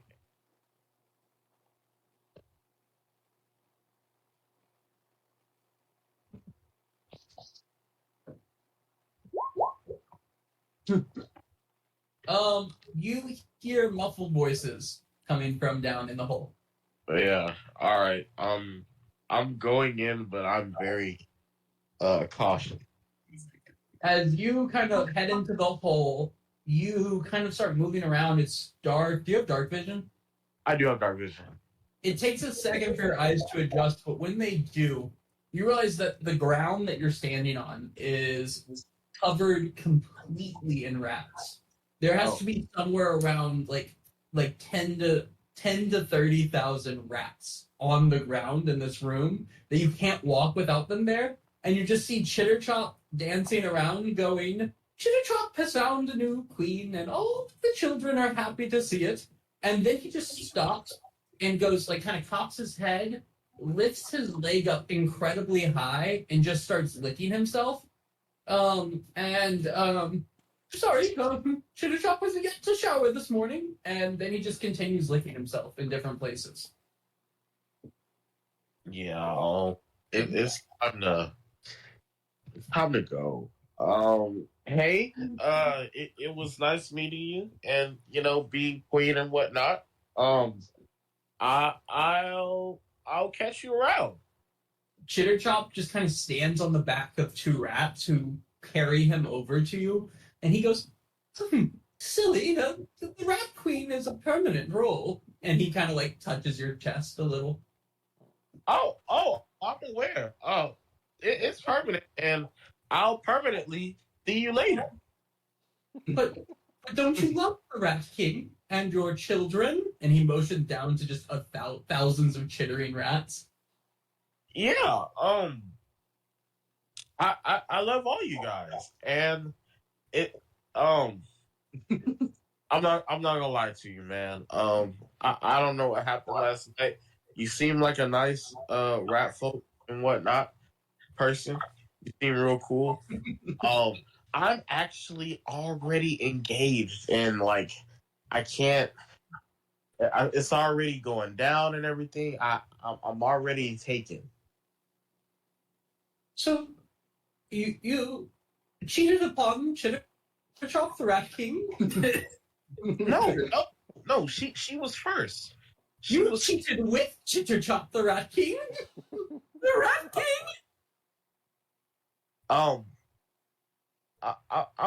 I'm sorry. She'd be very upset, and I kind of don't want her to find out. Just go and remember, if Chitterchop sees you again, then the Rat Queen role will become a sexual role. Whoa. Oh, Chitterfield said he go fuck you. All right. Bye. And I am going to expend the spell slot and fly my happy ass up out of there.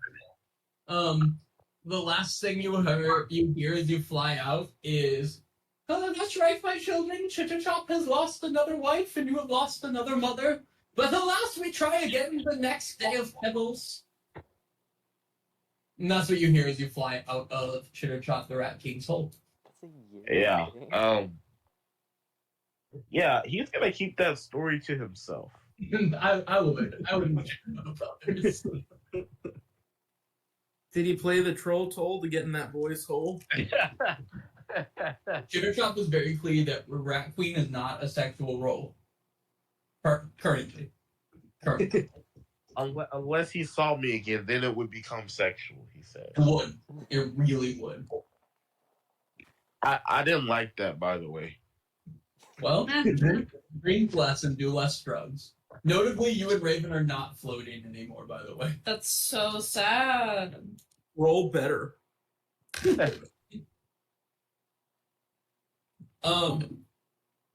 With that, you guys kind of gather together. Is it me or is it you? Yeah, you got it.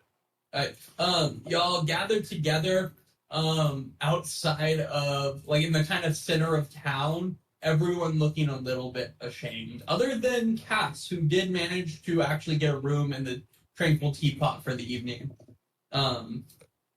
You guys kind of gather together in the center of town. There's horror on the face of many of you. Raven's still putting clothes on. You see Iam just kind of holding a whole new set of tools, looking happy, but a lot of you look really ashamed right now. I would like to point out I'm not ashamed. No, Raven doesn't look ashamed. Specifically looking ashamed is, I believe, Mog and Asheen. Or we'll be like, guys, I found some wine. You found wine? I have wine. He'll show it. Oh, Asheen, give me history check at advantage, Asheen. Sounds good. We can't drink for a while, Aaron. Yeah, y'all have like splitting headaches and. He'll do his channel divinity and heal everyone around him, so it should their. Yeah, Asheen, you recognize this is nice wine. Like, this is nice, expensive wine, and Arab has a lot of it. Like a whole case worth. I'll ask him where he got it, since I do know woke this. up on it. It was my pillow. What? You slept on it? I woke up in the temple, and my head was on. I do not remember how or when I got. I mean, did you have to sell yourself? I don't remember. I hope. This is expensive wine. Ian wants to look at the glass and see if he can figure out where it came from.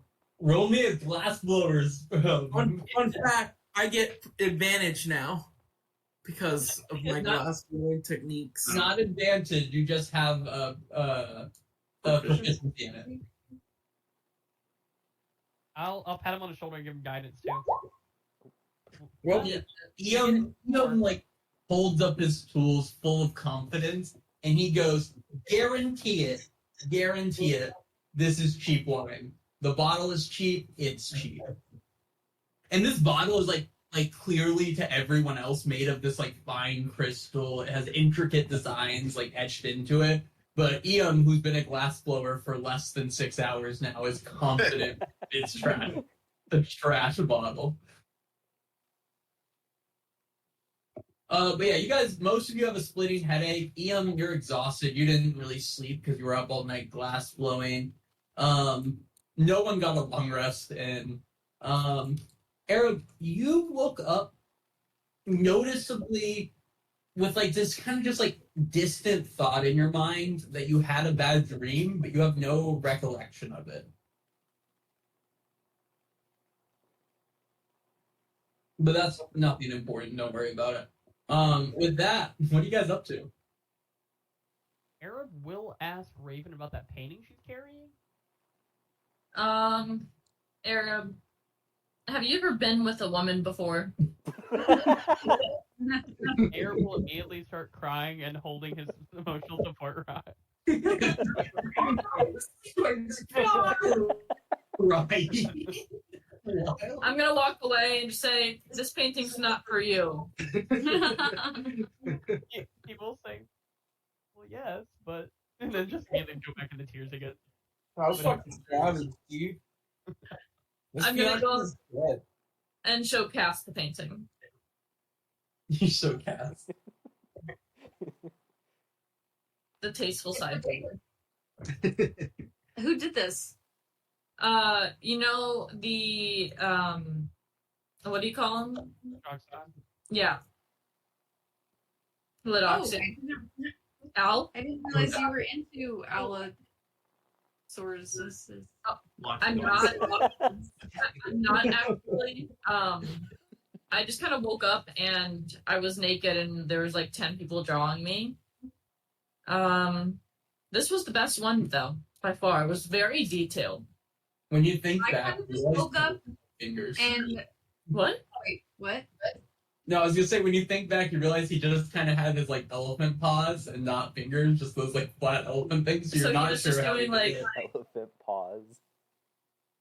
Elephant paws. What do elephants have? It's not Paw is gold. not the right word. Ooh, What is it? I don't know, but it's not paw. elephants have hooves. They just have padded or open feet. They definitely have do toes. toes. I guess horses have toes. Multiple toes. No, their feet are the same as our feet. They're just feet consist of a thick layer of fatty tissue and connective tissue underneath. What is Yeah, what An is a elephant's feet are called feet. what is a paw definition? Well, that's disappointing. They have the toe beans. Yeah, no, their feet kind of look like our feet, like similar bone structure. Oh, I I Wait. like that. Anyway, Wait, what is a paw? I don't know. Hmm. Yeah, Mr. Vet over there. What's a paw? Definition of a paw. Has to have an animal's foot involving claws and pads. Oh yeah, it has neither claws Oh. nor hands. It's gotta have toe beans. It's got to have Toby. Accurate, actually. Damn. What does a frog have? You say frog? Yeah, Frogs have those things are. They don't have paws though, so no paws. Yeah, some tongues. So What? the three categories What? are paws, Anyway, feet, and hooves. You guys settle into a conversation about elephant feet and paws, and then you kind of start seeing people genuinely making their way out of the teapot, also looking hungover. Someone like pats you on the back. Mog is like, "Good job," boss," and wanders away. Mog screams at them. Arab will ask, but he's like, I have weird memories of someone licking my ear and kissing me. What happened?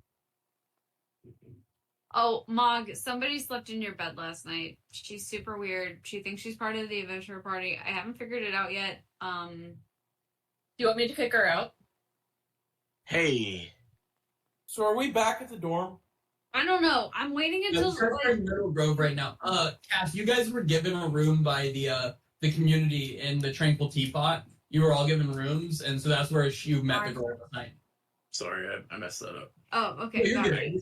it. Yeah. Well then, never mind. You don't have to change your sheets. But there is some weird girl who could give us tools. I don't quite know how she can contribute, but she thinks she's a part of the party. Okay, question. I don't know. She's weird. She's Does Mog know her? If she works like with tinkering, Mog, I would assume, might know her. You have not met her to this point. Okay. Yeah, Mog just knows everyone that tinkers. Mog If Mog doesn't recognize her, he's just gonna stare at his claws and just walk into the tranquil teapot. Yeah. As you guys start making your way back to campus, or Yeah. as you guys start making your way back, past way off in the distance, you see that girl just kind of in the courtyard, looking confused, holding like a huge handful of food. Oh. we should go. Unless anyone's hungry. Is anyone hungry? No. Now we should go. Not that hungry. Honestly, we could take the tunnels back. Like, we should just go. Yeah, you just dip We out need to here. check. We need to check on, you know who. So you guys are talking as you're walking back. Who is you know who, Raven? I'm going to bring everyone and be like, Murmur, we really need to check on Murmur. Meredith said to check on her. Fuck that flower. If we don't check on her, something might happen. I mean, do see the Rock- tunnels connect from Myrtle Grove into Aetherwood? Do I know about that? You never followed it to its end. You just got the vibe that it went off generally in the direction of Myrtle Grove. So you have no idea where there is a tunnel entrance in Myrtle Grove. I don't know where the. Oh, so it's not connected to that mine? You don't know if it is or not. Gotcha. Or Air will say, like, or are we going to do that now? Because I don't know about y'all. I do not feel rested. So if we run into trouble there, I will not have my full spellcasting capabilities. I'll Okay. be tired. We can go after we take a long nap, but we have to go Yeah, immediately. give me 4 hours and I'm good. Yes, Deal? So you guys head back to the dorm then? Yes. I'm gonna make everyone go night-night. Okay. Yeah, as you guys open up the door to your dorm, as soon as you walk in, there is let me move you to your dorm map. Over here inside Eam's, whichever one is Eam's chest, you see legs sticking out and someone inside of Eam's chest reaching around. Ian's gonna go grab that fucker. As soon as you do, the whole chest lifts up a little bit and then falls down. And standing there with one of your banana hammocks, because I assume that's the underwear that Ian wears, is Gumpy sitting there just like with your underwear on his face. Gumpy, what the fuck? Gumpy. Oh, hey guys, what's up? What the fuck are you doing? Well, I was just searching around for things, I suppose. Ian's gonna cut off Gumpy's hand. Are you actually trying to cut his hand off? These fuckers keep trying to steal from me. Give me a sleight of hand against Gumpy's sleight of hand. Get his ass. God damn it. Oh my fucking god. Yeah, the thing, I'm gonna tell you this. Your whatever sword you have, your rapier, is not capable of cutting off a Goliath's hand, but you get a really good slap and cut into his wrist, where like a lot of blood starts coming out, and you guys all just watch him like try to cut off Gumpy's hand with a rapier, which again, stabbing weapon. And Gumpy just starts bursting into tears. He's like, Eric will walk up and he'll catch your wounds and be like, "It's okay, buddy." as soon as he does it, why would he do that? Why would you do that? Because you're going through stuff. What the fuck are you doing? I told you, I'm looking around for things and stuff. Why Just just like- hey to look at our stuff? Like, Anything suspicious? Who asked you to look around? No one. Who asked you to look around?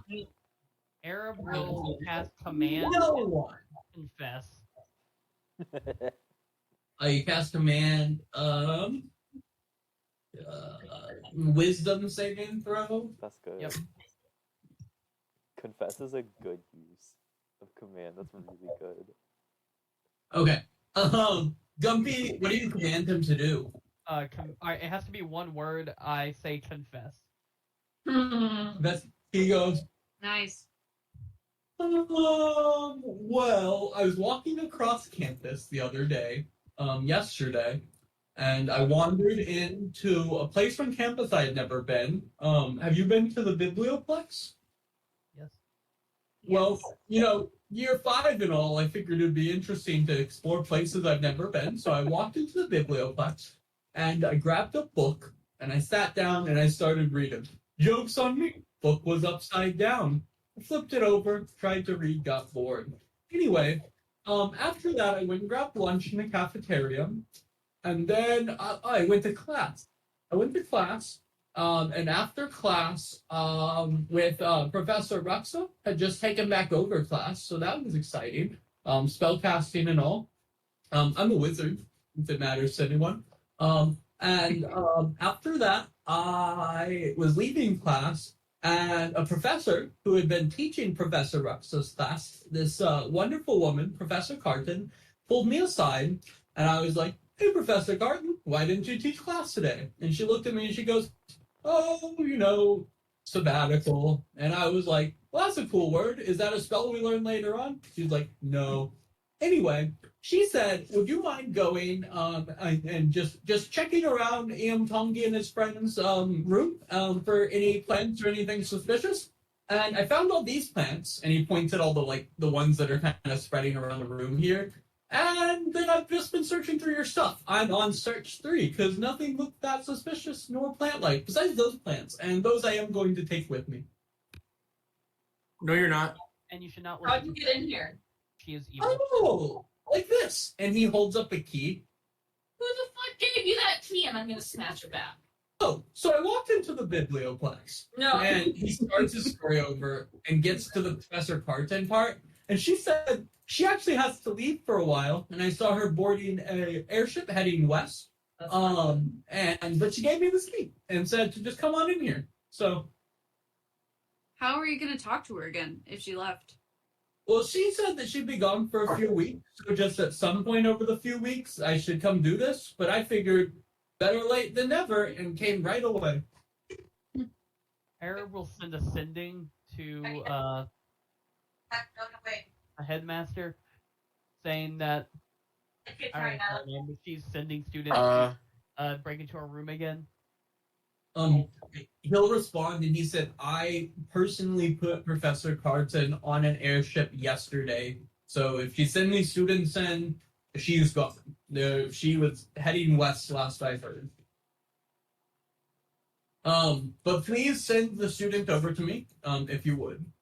Alright, then he's like, okay, actually you need to report to, instead of that professor, you should go to someone more important. You should head to the headmaster company. Oh, and take my key to him? You can leave that here our door so that this is its place. But how am I supposed to finish checking your room? You're not. Ask the headmaster. He might give you an even better key. Give me a persuasion check. I'll give myself guidance. Because persuasion is not my thing. Oh. He goes, "Better key does sound better." Hands it to you, looks over at Ian and says, "You're a mean, mean man, and I voted against you in there and idle." And then he walks out the door and leaves. Oh, me. And leaves you guys all alone in your room. Oh, that was good. So that was weird, right? It was. But Aaron's like, was "I'm tired. I'm going to bed. Good night to all of you." And he'll look at Raven. It's like, except for you. You are mean. And then he'll go. It is a Monday at the moment. Yeah, they're not going to class today, clearly, right? No, I'm going to class. I ain't skipping no class. I'm going to You're class. going to bed. I ain't trying to get no merit. I'm going and hang out with my mole, and we're gonna go through the tunnels until we get through to Myrtle Grove. Okay. Give me an animal handling check and an investigation check. So Arab's going to sleep. Iam's heading to class. Mog, what are you doing? Crawling in a bed and pulling the covers over his head and weeping until he falls asleep. Okay, so Mog lays down as well. Yeah. I'm gonna go to sleep. Little Raven's on guard. You're gonna go to sleep. Okay, so Iam, you're going to class. Add 1 to one of your classes. Just a straight up one of your class rolls. For it. But also take a level of exhaustion because you're just barreling through. And you did not sleep. So look up 1 level of exhaustion, what that means. Cast 24 investigation, 16 animal handling, absolutely wild. Yeah, that tunnel, and I'll hop to you guys sleeping in a second. That tunnel does, of course, lead very clearly into the tunnel that as you start feeling like you've been walking for the appropriate amount of distance, you start hearing chittering up ahead of you. And you keep walking, and suddenly the ground is replaced with rats. Tens of thousands of rats who pick you and the mole up and start carrying you further along. And they carry you until you open up in this chamber, and you have dark vision, right? Yeah. You open up this chamber, you and Garrett lift it up, and you hear from across the room, it appears Chitterchop has found a new queen. And he nods to you and he goes, I know what you're thinking. No, Rat Queen is not a sexual position. We must sleep upon each other, but it is purely ceremonial. These are now your children. I am now your husband. And the Rat King would like to bestow upon you a gift. Hey, what the hell are you talking about, man? I'll accept it. You're good with it? Yeah, I'll accept it. He reaches deep within the rat, stops, and then just starts like kind of nibbling on his side, like an itch, like a dog does, like. And then he continues reaching deep into the pile of rats, and pulls out this really shittily looking made iron tiara, and he holds it, and he says, "My children," and hands it to a rat that just kind of it passes over the rats to you and kind of is lifted up by rats and put onto your head. Hold on. Before it goes on my head. Yeah, you see the like tiny rat holding it, like lifting it towards your head. I'm gonna look at that rat and I'm gonna say, before you have the right to put that on my head, you have to do what I say. I need a tunnel dug. Can you do this?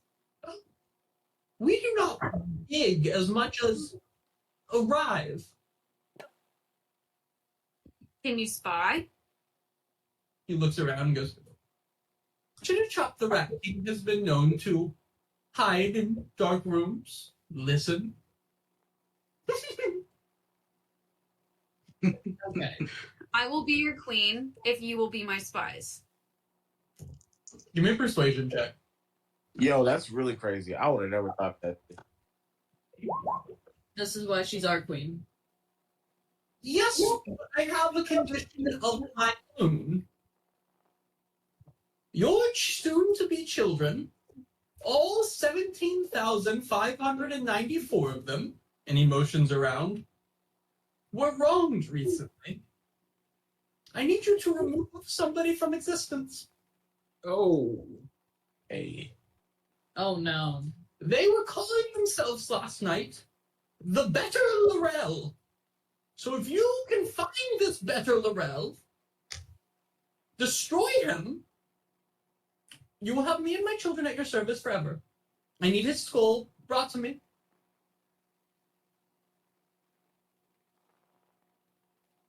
Okay. Chitterchop will not rest until you return with his skull. I'm not gonna return with it if you're not gonna be my spies. What would be spies if you returned with them? All right.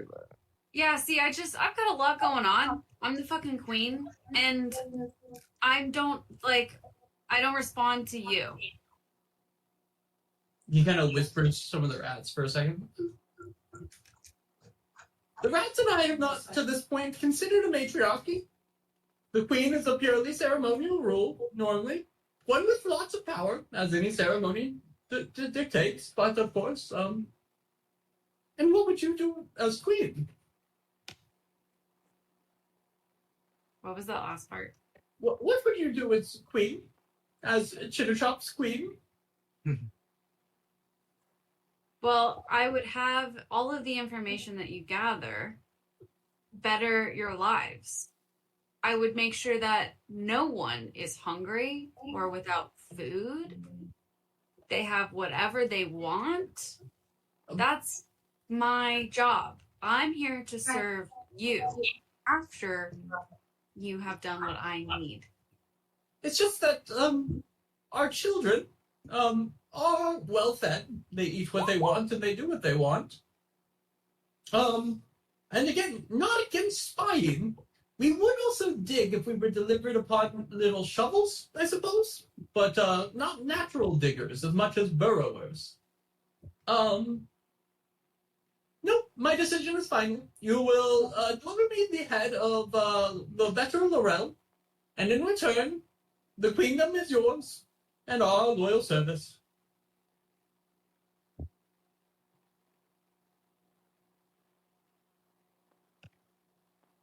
Can I take my mole and go?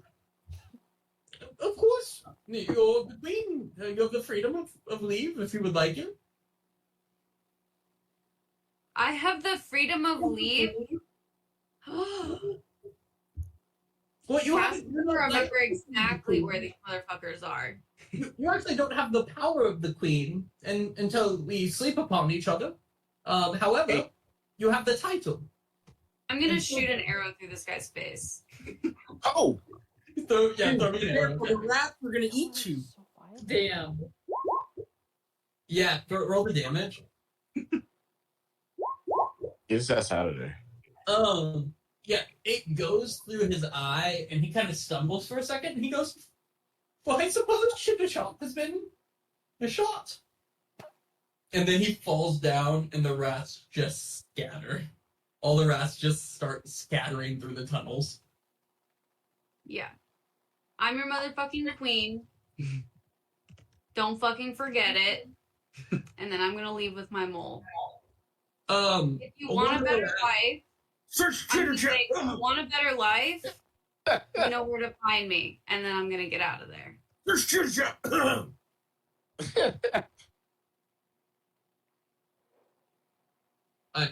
Yeah, you guys head out of there. A couple of rats follow you for a while. When you get back to Aetherwood, there is only one rat left with you, who's seemingly following you.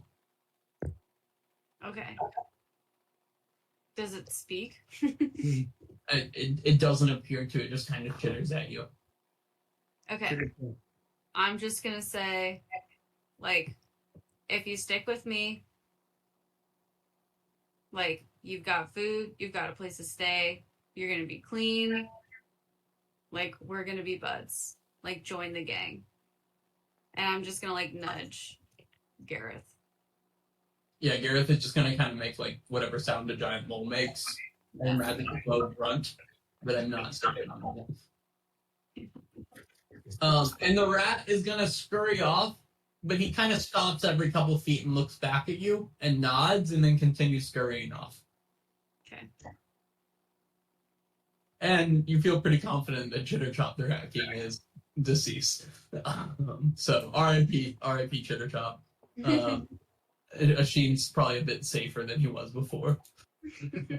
He tried to put a hit out on me because I wouldn't fuck him. That's really crazy. That's not why. He was very clear why. It's Once but you it's, sleep but upon it's, him, it's the queen not must wrong. remain.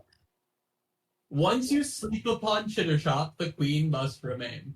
The rules are very simple for the rats. And what if he's dead? Moral gray area. Does Cass tell us about this? Yeah, absolutely. And I'm like, what the fuck? So as you walk back in, before you tell them about it, you come back in from class, and you guys all walk back in. Mog, you're still sleeping. Asheen, you're just waking up. Arab, you wake up screaming. Your whole 4 hours you attempted to sleep were filled with these horrible visions of monsters attacking your fiance and just really aggressive, horrible, dark dreams. And you wake up feeling completely unrested. Like you've gained nothing, you're getting exhausted, and you wake up screaming as Cass enters the room, effectively. And Mog, that wakes you up too, so you get a short rest, but no long rest. Asheen, you got a long rest in. But yeah, then Cass, you can start telling that story after Arab screams at everyone. Yeah, I'll give Arab another rock. He will sniffle and take it and just hug all three of them to his chest and roll over in bed. Be like, I had a bad dream. Okay, so Cass is just gonna sit on Arab's bed, and then she's gonna tell everybody what's happening, and then she's gonna be like, Asheen, what the fuck? Why was this rat king telling me to assassinate you? What the fuck did you do last night? Look. I got a confession. I wasn't gonna bring it up, but homeboy wanted I asked me to be his queen, and apparently I said yes, and then I'm like, yeah, I'm not gonna do that, and so I left, and I told him I was gonna leave, and then he said the next time I see him, he's gonna fuck me. His words, not mine. And so, I guess he meant, literally and figuratively, because a hit. Yeah. Okay. So I was trying to figure out how to get to Myrtle Grove via tunnels just for an extra escape. I ran into this dude. He asked me to be queen, and I was like, sure, if you're a spy. And then he started telling me what to do, and I was like, fuck you, and I killed him. So you're good. There's a whole rat colony that doesn't have a leader and completely destabilized, so that can't end well, given what history has taught us. But for the time being, that dude, donezo. And I think I made one rat friend out of it. So I appreciate you. Yeah, I wasn't gonna kill him, but I appreciate you. And so does that help us with the tunnels or hurt us with the tunnels? oh, I'm not worried. They'll remember me. Okay, All right. so I have a question. If Asheen is the rat queen, what does that make Felicity? The Concubine? rat cup. The rat cuck? Rat cuck is crazy. So are you both rat queens now? Honestly, I think Cass might be the rat king now. I better fucking be. Okay, so Cass And is then I the guess rat I'm king, and maybe. Asheen is the rat queen. Asheen was never removed from being the rat queen. He fulfilled the duty. We'll just both walk through the tunnels, and then they can't fuck with us both. They'll be too confused. Yeah, Arab, I'll go to the you're tunnels. sitting around joking about rat kings and the tunnels and stuff. You just feel like sad and drained, and you're feeling exhausted, like genuinely really exhausted. And I'm gonna have you take a level of exhaustion as well. Who? Aaron. Everyone else is doing okay-ish. Cass, you're getting pretty exhausted right now. Wait, I'm doing okay, right? Yeah, you slept, didn't you? Yeah. Yeah, you got a short rest in. Cool. What do you Fine. got? I'll take a nap.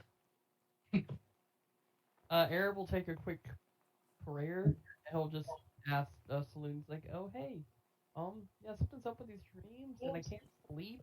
Like, what's happening? Give me a religion check. Mog, Raven, are you guys trying to finish a long rest, or are you just gonna keep sleeping? Yeah, my goal is to keep sleeping. Can we just take a moment to appreciate that Arab got 2 Yeah. Boney's? Arab, you pray to Saloon, and you feel very clearly that this should have gone through, but you feel like the connection just isn't there. You get a vibe that something has blocked your connection to Saloon. Well, one time I rolled good on religion, like Yeah, and you feel confident that connection is blocked by something external, not by Saloon. It's not like Saloon is ignoring you.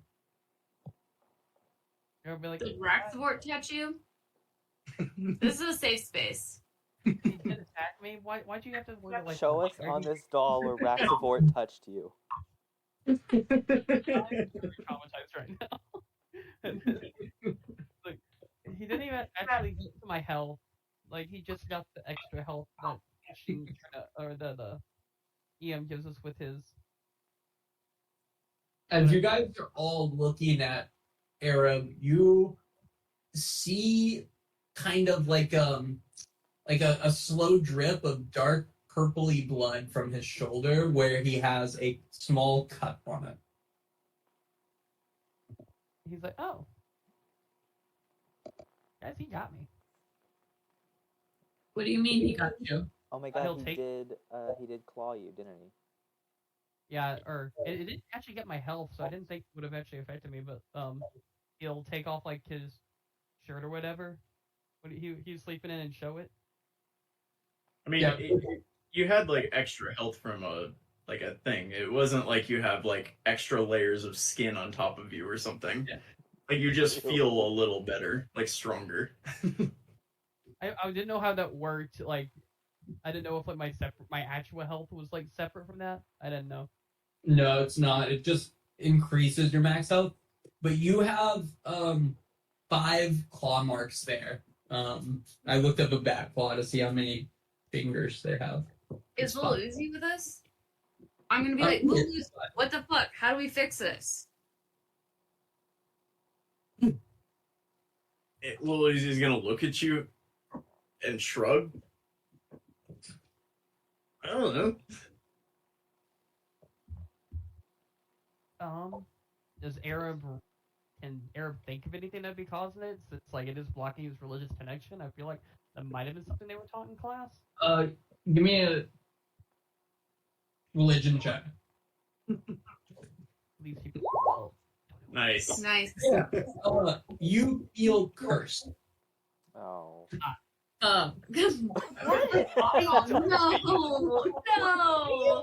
Always me. Yes, it is. Absolutely. What happened? insane. I'm cursed again. I can go one You feel campaign. full force cursed. Oh my Bro, you god! cannot escape. That's At crazy. this point, it's intentional, right? What if I? No, it has to be. It really has to be. This is personal. What did I do? Well, you got cursed, is what you did.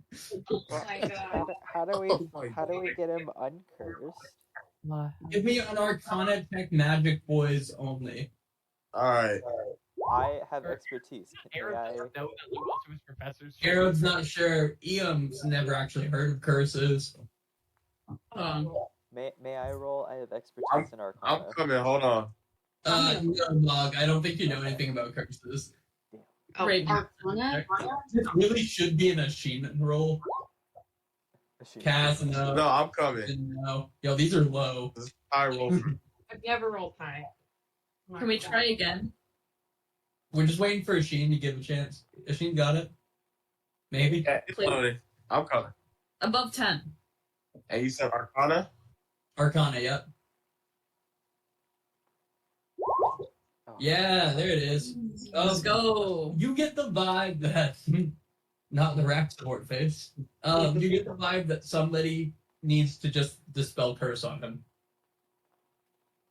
Arab knows that spell. No. Knows If dispel curse? After. Oh, I have removed Spell curse yourself? Or spell curse the higher level.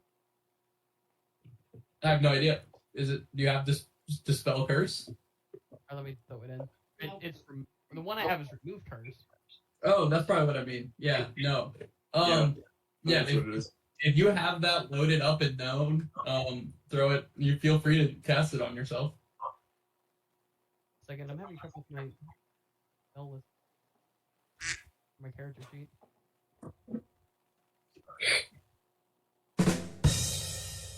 That's the best one.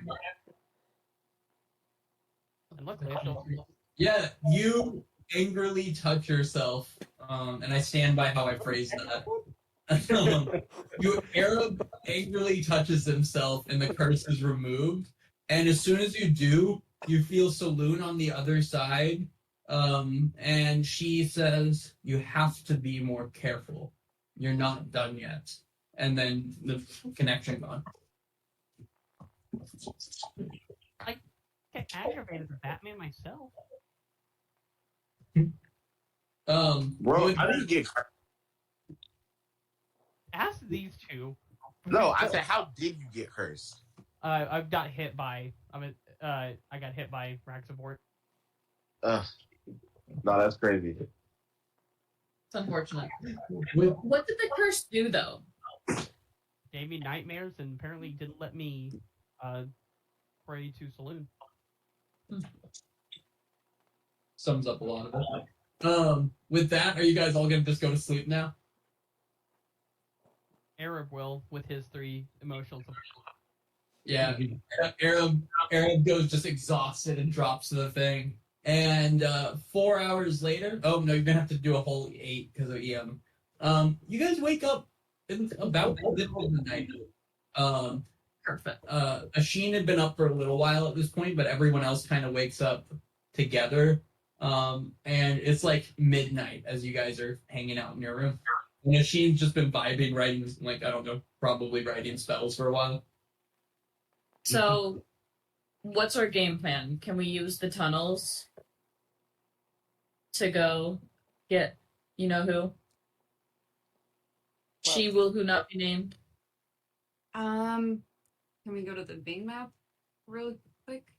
Oh yeah, you do have a map of it. If you I go to mean, that- does it pop up in a reasonable spot? Does what? The tunnel pop up? There you go. That's what it does. Yeah, I think we could. So this right here is the temple to Baal. Okay. And then this is just the Sanctum Theologica main building. I believe this one was the temple to Tomorrow, but I don't remember directly. I think this is right though, right, B? I'm sorry. It's I think this is Tomorrow because this one here is definitely Baal. Oh, this one's Tomorrow? Oh no, that was Saloon. Okay. It wasn't. Ball was up against the cliff. That's Ball right here. No, but the tunnel was in Baal, wasn't it? Oh, you're right. Yeah. Okay. Yeah, this one's Tomorrow. I feel confident on it now. I'm saying it. Going with it. Tomorrow.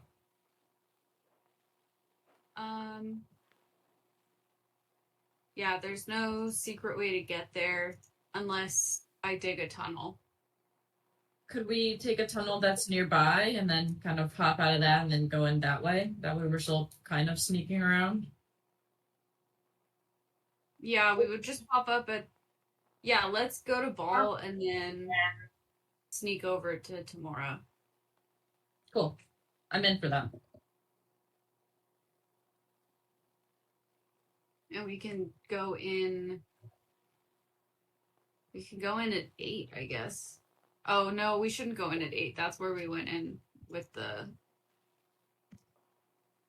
creepy dudes. You feel confident that one was closed off. That entrance. Okay. EM tried to take a nap before they left if there was time. You got a long rest in. Everyone got a long rest in, and your level is gone. Hell yeah, brother. What is 17? The Bard statue? Oh, we could go there. And then we can head over to Ball. Okay. Sounds good. Are any of us from the Silver Quill Institute? Is that like an Asheen thing? No, none of y'all are. Ian, I think. Ian would Yeah, be. I'm in Silver Quill. Okay. Wait, are you Silver Quill? I'm Yeah, pretty sure. Ian would be. Okay, then yes, Ian is. Okay. Yeah, so we'll just go with Ian to see the statue. Are you guys going like now, like at midnight, or are you going the next morning? Oh, we can go the next morning. It might be better to go now if there's less people, especially if we're still we got being class. watched. Oh yeah, I'm sorry. We do have class. We can go now. Yeah, the class is really important right now, right? We're doing Yeah, I a got lot of things. fuck you. What are y'all doing right now? Do we have any religion books in the dorm room that we can take with us? Arab has his The Lesser Gods of Brill. Okay.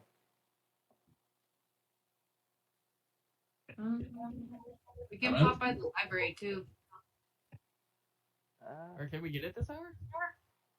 Library is definitely closed at this hour. The biblioplex is Ian laughs and knock. Yeah, we could take the not tunnel. laughing enough. I mean, there's also. We this, could take the tunnel to the library, going through the basement. But we'd probably get in trouble, so we shouldn't do that.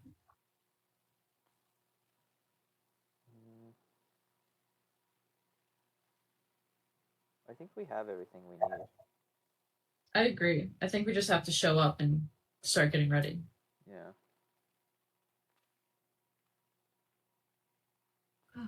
So what's the plan? What tunnel did you say again, Cash? Was it like 17? Yeah, 17. I think that's the one that would make sense for us to go to. All right.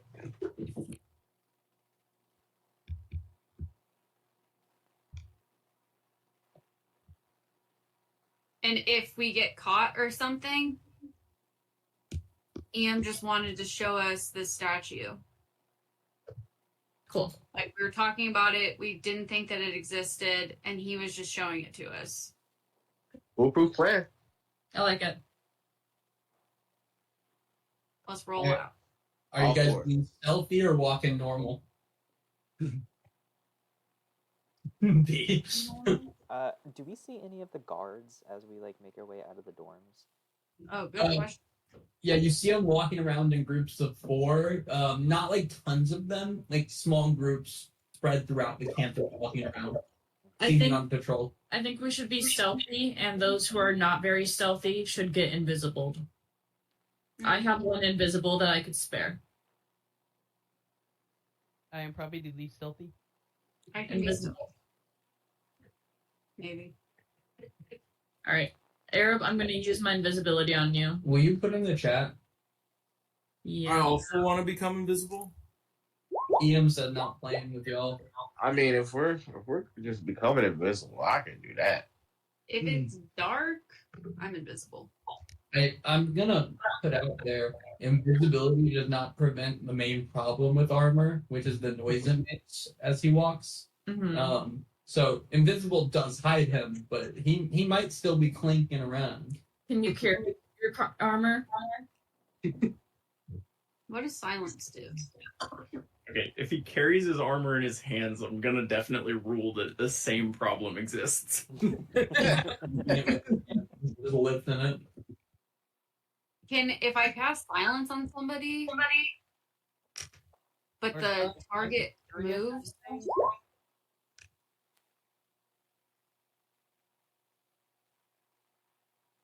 It's on an area, so once he moves out of that little area, he wouldn't be silenced anymore. but if I cast it on somebody's armor that they're wearing, that's technically an object and they're No. moving.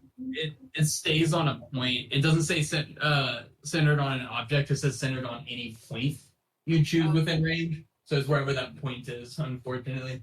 Silence is a geographical one. If anyone wants to roll me an Arcana check, there is a spell that's like built for this exact thing. It's a pretty low level spell too, so easy Arcana check.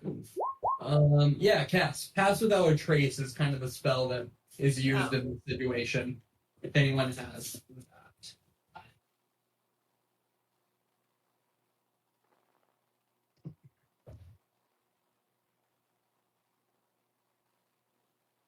It's kind of a lower level spell, and it has a lot. It doesn't. A lot of times, I don't think it gets used later on, but it does have very. That's what it's for. I think it adds a +10 to everyone's stealth rolls. Mm-hmm. Yeah, I don't have that. I don't have it.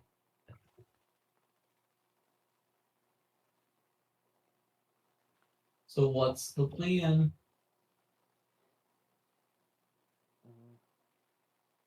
Well, we're gonna Just try. hope for the best. I mean, we could go through the bushes, avoid the road. We just like leave the building and we go like through the bushes this way. We come at it from this side. This way. Wait, or couldn't we like, or where's the entrance to the tunnel? I think this is the entrance.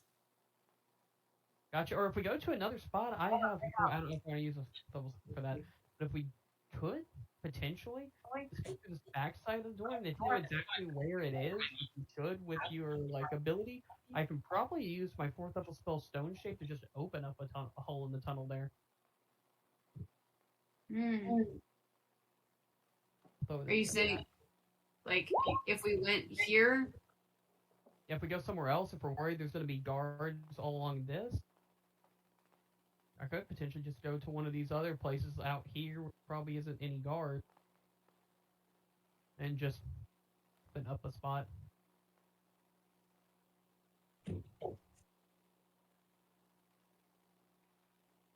Will that work if, like, is the tunnel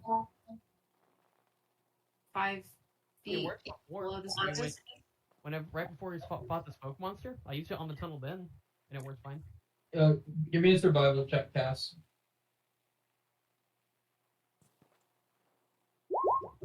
Nice. The place where you were at, yeah, the wall was 5 feet, but you know the tunnels are deeper than 5 feet down.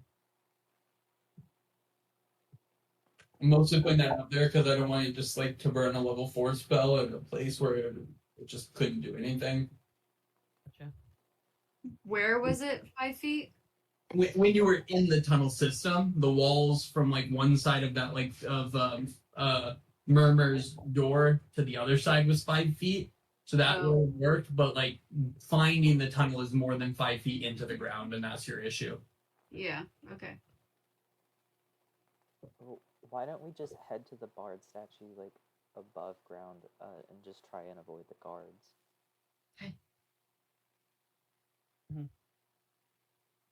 Yeah, let's do that. That sounds good. I need stealth checks from everyone. Who is invisible?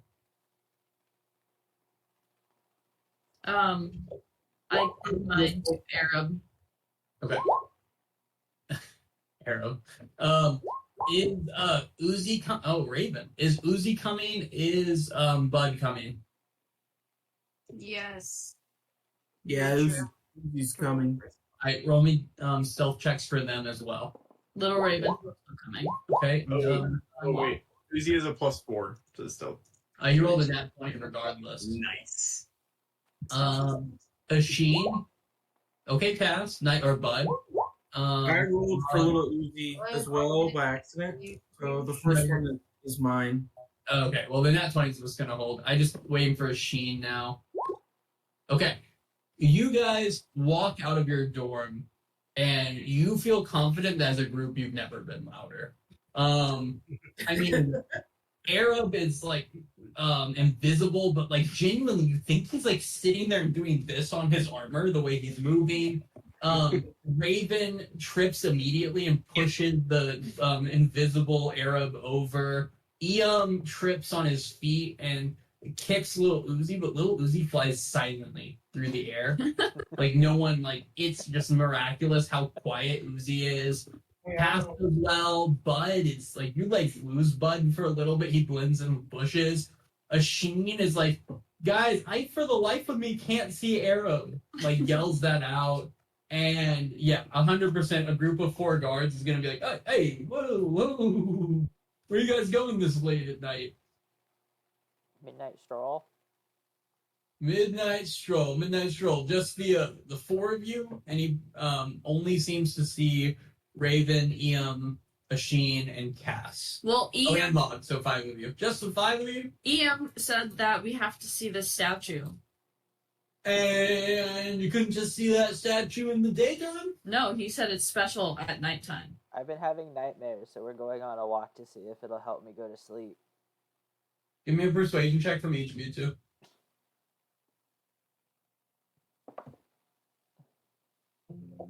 I would argue that mine was deception. Okay. I was lying. Go for it. Guys, I hear you. It's just there's a curfew for a reason, and it's past it, right? So No, I know, but it's just this one time. look, but it's about your safety. There's been monster attacks in the last year at this university, and we don't want anything to happen to you late at night when there's not enough people protecting You you. know, but I feel so safe when I see you guys out there. Like, look at how big and strong you are. Are you telling me that a monster is gonna get past you? You see one of the other one kind of lean and whisper to him. He's like, "Yeah, guys, yeah, back in your dorm. Yeah, I'm married happily. Don't try it." While invisible, he's gonna cast Sacred Flame just off behind them somewhere. Just try to cause a distraction. How far away can you send it? And give me the direction you put Sacred Flame. Or where are we in relation to them? This is right here. You guys have just walked out of your dorm building and you're screaming as a group. Let's say I put it around the corner, over there, and then try to. Yeah. So Arab, as soon as you do that, there's a flame around the corner. But you suddenly become visible. I never And thought about that. this guy's like, "What the fuck?" Hey, he's like, "Hey, you go that way." And he sends one of the guards off sprinting towards the flame, but the other 3 are looking at you guys. And he's like, "Hey, what the hell's going on here?" Arab, we told you to stay in the dorm. Arab will sigh. He goes, we're kind of infamous around here, and we get harassed a lot during the day. A lot of people, for whatever reason, blame us for a lot what's going on. We just kind of wanted to go out and see it, without everyone giving us trouble. Give me a deception check. Okay. Can I guidance myself? No, because he would see you doing that.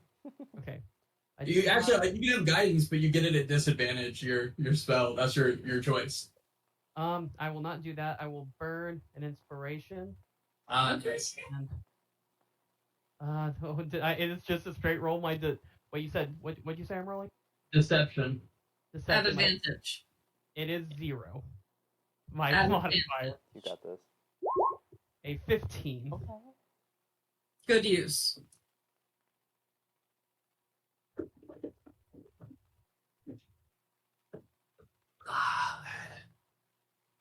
It's really that hard on you guys during the day? He's I don't know if y'all got filled on our group specifically. No. A lot of the monster events, for whatever reason, have involved us. Even the one right before y'all arrived, where one of the guys previously working for the headmaster attacked some students who were in detention. That was Oh, okay. Well, how about this? Just tonight, we'll escort you, make sure no one bothers you. We'll hang out with you the whole time to make sure you're safe too. If people keep attacking you, we want to make sure our students are safe. Jared, come back here. And the other guy comes hustling back. He's like, "Just a prank flame, guys. Just a prank flame." And the 4 of them take a position on each side of you and start walking you guys towards Silver Quill. And shrug as best I got. what's that? You did pretty good. Yeah, they will be there, and they just stay there staring at you guys as you guys are looking at this statue. And this statue, I need a really easy history check from someone. Someone with a positive modifier. Number 1. I have a 3. Ooh. Yeah, easy. This is a 20-foot tall statue of Highgather. Aw. And it's titled underneath it. It just says the Bard. Underneath it, it says our beloved founder. Ian will hopefully have something prepared about bards, and we'll listen to him ramble a little bit about the history of bards. I like it. I'll make fun of him once. Well, Can I discreetly show someone the entrance, and if I'm being watched or if I'm being listened to, I'm not gonna point out the entrance. But like, as someone is distracting, people could be going into the tunnel. Can I cast a message? Yeah, I mean, you can do it. If message have any verbal part, they're gonna like see you guys doing anything you're doing. They are watching you pretty intently. Cass, you can definitely attempt that. However, they are all for it. They have you guys surrounded, watching you right now. Not like angry, just watching you genuinely. Are they? Was Ian doing a spiel about the statue? I don't know, Izium. EM is not there. Can can Mog go up to each of these guys throughout the time that Ian is giving the speech, or whatever, and start like pressuring them with questions on their armor and weapons, in very like annoying Mog fashion? Yeah, there's one of them who seems a smidge less disinterested than the rest of them. B, you wanna take that? Yeah. Yeah, go for it, Mark. Okay, so like, what do you know who made your armor? Because it looks very shiny and it looks very like durable. Is it made of like mithril? Is it made of like gold, like souped up gold? Is it like chainmail? Like, what do you got? Who made it? Do you know who made it? Is it high quality? Is it like good metals? It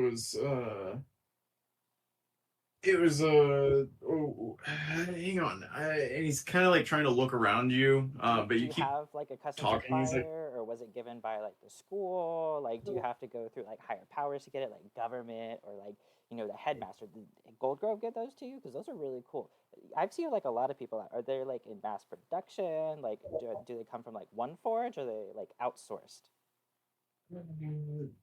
standard issue Those are for not standard the issue. shield. You're lying. Here, can you take that off? Can I see it? I'm gonna start prying at bits of his armor, trying to like pull it off. He's gonna like look at it. slap at your hand. He's definitely very distracted by what you're doing. He's gonna slap at your hands. He's like, "Hey, I think Worthy and Sons. I don't know, something like that. They make the armor in Jada." They've been out of business for weeks.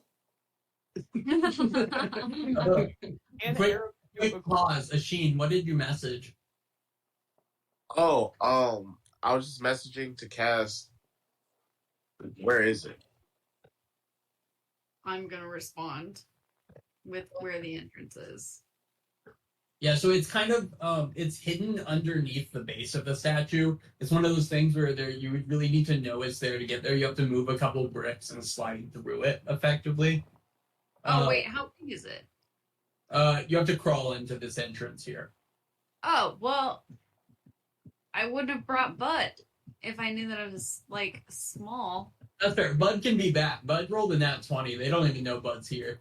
Yeah. So, Bye, Bud. noticeably, Little Uzi is also still hidden. They do not see Little Uzi at all. Or whoever else rolled well, I think it was. Cass. Cass, you could still be hidden. It is dark. Are you seen or not? I'm not seen. Okay, so I'm gonna move you and Little Uzi are kind of hidden behind, but you did get that message from Asheen. And Asheen, she explains to you how you get in, which is moving some bricks under the statue. Arab, what were you about to say? He was just gonna send out like just a general prayer and not really to any god in particular, but just be like, "Oh, hey, please, can I just I know I don't get a lot of responses. I don't know if I annoy y'all or what, but is there any way I could get some kind of distraction? I'm trying to do better at this whole chosen thing. Can you please throw me a bone here?" Give me a religion check. I wish I still had it. Inspiration. You got it. Nothing noticeable happens. You withdraw into the world, and like many times before, you're like, yeah, this seems about right. As you kind of hear the main guard yell out to the one that Mog is talking at and trying to take his armor off, he's like, "Hey, Harris, quit flirting with the students." I'm not. He's annoying. He's gonna like put his hand on Mog's head and try to push him back. Hey! I'm gonna like pop off of this guy and then run up to the guy that called to him and start pestering him the exact same way. Look, hey, quit it! Stop! Look, give me a D100 Oh gosh. because I've used too many sleight of hand checks today, but that's what I wanted to do for whatever reason, for annoyance. Yeah, this dude goes, no, I've had enough of it. I'm taking all of you guys to Gold Grove right now. And he turns Mog around and starts pushing you guys gently, not aggressively, towards the Biblioplex where Gold Grove's office is. Arab will just elbow Ian, just like, oh, hey, got any smooth words to get us out of here? Yeah, sir, I was just showing them the statue of my. No. And he interrupts you. He's like, I've had enough. I'm tired of you guys. This is ridiculous. There's clearly something going on here. No. And he grabs and they lead the 5 of you out of, like, start leading you guys more and more towards the Biblioplex. Cass and Little Uzi are still hidden. They should stay that way. And anytime someone tries to speak, like, this guy is like shuts it down. And this dude is clearly in charge of the small group. They pass some other groups. They kind of talk to each other for a second about what's happening. And then they take you guys inside of the Biblioplex and lead you up the stairs towards the headmaster's office. Cass, Lil Uzi, what are y'all up to? I honestly might go through the tunnel and meet them at the Biblioplex. So you're going to like the basement of the Biblioplex? Is like how far is it from each other? I mean, it takes a little while, but I mean, the tunnels are. It's a less, or it'd be about a mile from 17 to the T to 1. Oh, okay. Then I won't do that. It's a pretty big campus, and you're not going direct, so. Lil Uzi at some point is going to come out of hiding and just like walk alongside Iam. He's just going to do it kind of like subtly, you know, they're all walking together and he's just going to pop up next to Iam at some point. Yeah, he's just suddenly there and they look down, they're like, was there 6 of them? It doesn't matter. So Cass, where are you heading as they are led into the building? Can Bud and I just...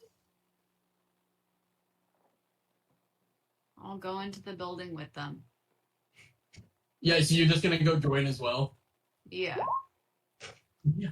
You definitely can. All of a sudden you just pop up as well, and this guy goes, okay, I'm fed up. If another student popped up there out of nowhere, I'm gonna start, I don't even know. I'll make sure you guys are expelled for life. Can Bud snort? Yeah, when Bud snorts, he kind of quiets up a little bit, but he says the same things.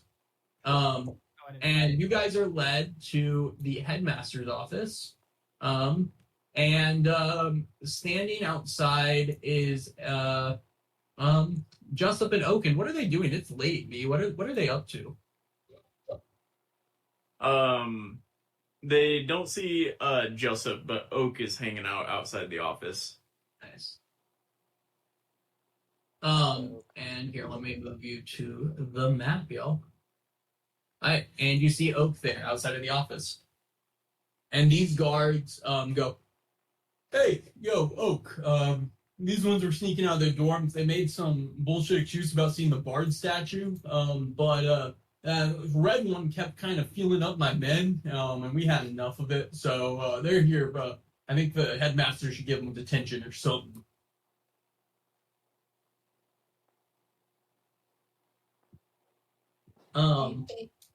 Oh, it's okay. With that, oh, you're good. What does Oak do after the guards drop them off with Oak? He's going to stay outside of the room. He doesn't come inside. All right. You open it, and even though it's pretty late at night, the headmaster is there working at his table. They do have Bud stay outside, but they let Lil Uzi in. And the headmaster is working and writing. He lifts his head and he goes, oh no, what happened? Honestly, kind of nothing. That guard hit me, Really and nothing. I'm gonna point to the one I originally went to. Yeah, the other guards stayed outside, but the one, I'll say, Harris and the guy in charge came in. And the guy was like, "Yeah, this is Harris, new recruit, headmaster. The red one was feeling up my man Harris here. He was getting real intimate with him, trying to take his armor off. Additionally, they lied about being outside. Harris, can you explain further?" It was clear that the perpetrators, the perps were up to no good, Your Honor. We were outside. It was clear they were up to no good. We were just trying to take a walk that's not flooded by At midnight, dumb. We can't sleep. in the middle of the night. We can't sleep. With this, Harris stands up and he says, Harris, wonderful work. Milton, back on your patrol. There's other things to take care of, and I will deal with these students. I appreciate you bringing them to my attention. Sure, yes, sir. Just they were up to no. I promise, up to no good. And he's gonna turn and march out. Yeah, as they walk out, he chuckles. He goes, "I have no doubt in my mind that they were. Thank you, Milton. Thank you, Harris. Commendations to your whole division." Oh, you guys can't even make it through a Monday night? What's happening? We fought a minor deity in town, and we were going for a walk. Yes, the mayor, Grumble, I believe was his name. A nice orcish fella reached out and said what you guys did. Defending Myrtle Grove makes Aetherwood safer. So thank you. Yeah, so I got cursed, and I kind of kept everyone up while being cursed. Took me a while to realize I was cursed and undo it, but because of that, we slept all day. But you know, there's a curfew at the conservatory, and it's there for your safety, not just like the safety of others. It's there for your safety. We know. We just Sometimes we get a big head and think that we can destroy a lot, which we have, but I understand that we should follow the rules. I know you guys had a good relationship with Highgather and all, but I do also know you weren't heading to the Bard statue at midnight. So what were you up to? Where are you guys off to? I'd be happy to walk you there. Sir, he's cursed. Look at his arm. He's cursed. He just said he took care of the curse. I kind of did. It's like I was, but like he'll show where he got scratched by. Yep. If he's still cursed, or if anyone was, I would take you to Ruxa immediately, of course, to get that removed. But again, that's not where you were going now, Cassiopeia. And No, but he was having nightmares because of it. We sleep in the same room. Yeah. None of us are getting sleep because of that curse. Yeah, I'm not questioning why you are all awake. I'm questioning where you were heading, because the Bard statue was clearly a lie. I don't think you would have felt up poor Harris for nothing. And what would bring you there, even on a general stroll? I've seen Mr. Tungy around the Silver Quill before, but I don't see the rest of you being interested in seeing a statue of a man you only knew briefly. So where were you heading? I would be happy to accompany you. Arable sign. He goes, "Oh, we were gonna eventually make our way over to the temples." Oh, yes. Well, a late night prayer is reasonable. I mean, we have plenty of options. We have a lot of nocturnal students from the Continuum. You just have to get professor permission to go visit the temples at night for prayer. I really did not know that. No, Yeah. I didn't know that. That'd be so helpful, especially for him. He's not feeling good. Yeah, I just sorry, we had slept all day, so I kind of felt bad about waking someone up to ask for permission. So my bad. Well, that's fair. Why don't we all head to the temples together? Just us as a group. Okay, so also question, how do I get one of those armor sets? Yeah, it wasn't me. He's like a nerd about this kind of thing. Mog, many of the greatest members of the Shield started right here at Aetherwood.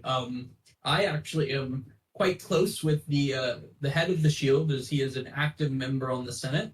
He is an appointed member at any given time. I would love to put a good word in for you, and we could get you straight through into officer school if you wanted after your time here. No, I want to know the construction and stuff, and they wouldn't tell me, and then they started lying about the manufacturer, and then Harris hit me. I need that out there. He hit me. Oh, I'm sure that Harris did not mean to hit you. It does sound like you were accosting him a bit, which you can't accost the people here to protect the school. However, the making of their armor is very intentionally kept as a secret of the Shield. Their armor is some of the finest in the entirety of Brill, and we can't have that information getting out to potential enemies now, can we? Mog, I think genuinely the Shield would be a wonderful fit for you following this, and I would love to put a word in for you. Nah. Well, I suppose we can't all serve our country in that way. I know Asheen's going to end up a senator if I had to imagine, and he chuckles. But I'm sure the rest of you don't see a political career necessarily. So, religion it was, right? Prayers? I would love to sit in on some prayers. It's been far too long since I've prayed myself. Okay. Yes, Mom. Are you also Okay, up so- for it, or Do senators get to know the manufacturing process of the armor? He laughed and he goes, Mog, I couldn't begin to tell you the difference from a ball bearing to mithril, so no, we do not get told that. I'm gonna reach into my pocket and pull out the chunk of mithril I've been carrying around. This is mithril. What? Why do you have mithril? Don't worry about it. You are just about the curious group of people I've ever met in my life. Come on, Try. let's go pray together, I suppose. And he will walk you past guards and walk you through campus. And he just seems like genuinely in one of the best moods you've ever seen him in. Which is interesting because you guys have like seen a lot of moods, most of them kind of sad from him. Or upset, angry in general. But he leads you all over to the sanctum area, and as you guys are passing the sphinxes, they kind of insult you a little bit. He laughs and says, oh, if you guys keep insulting us, your pay will be cut. And they laughed back at that in a kind of awkward dad joke sort of way. And he says, hey, where are we starting? Big boy Malchus, any of you feeling lucky at Tamora? Or I know Mr. Amel is a saloon follower, but I don't know about the rest of you.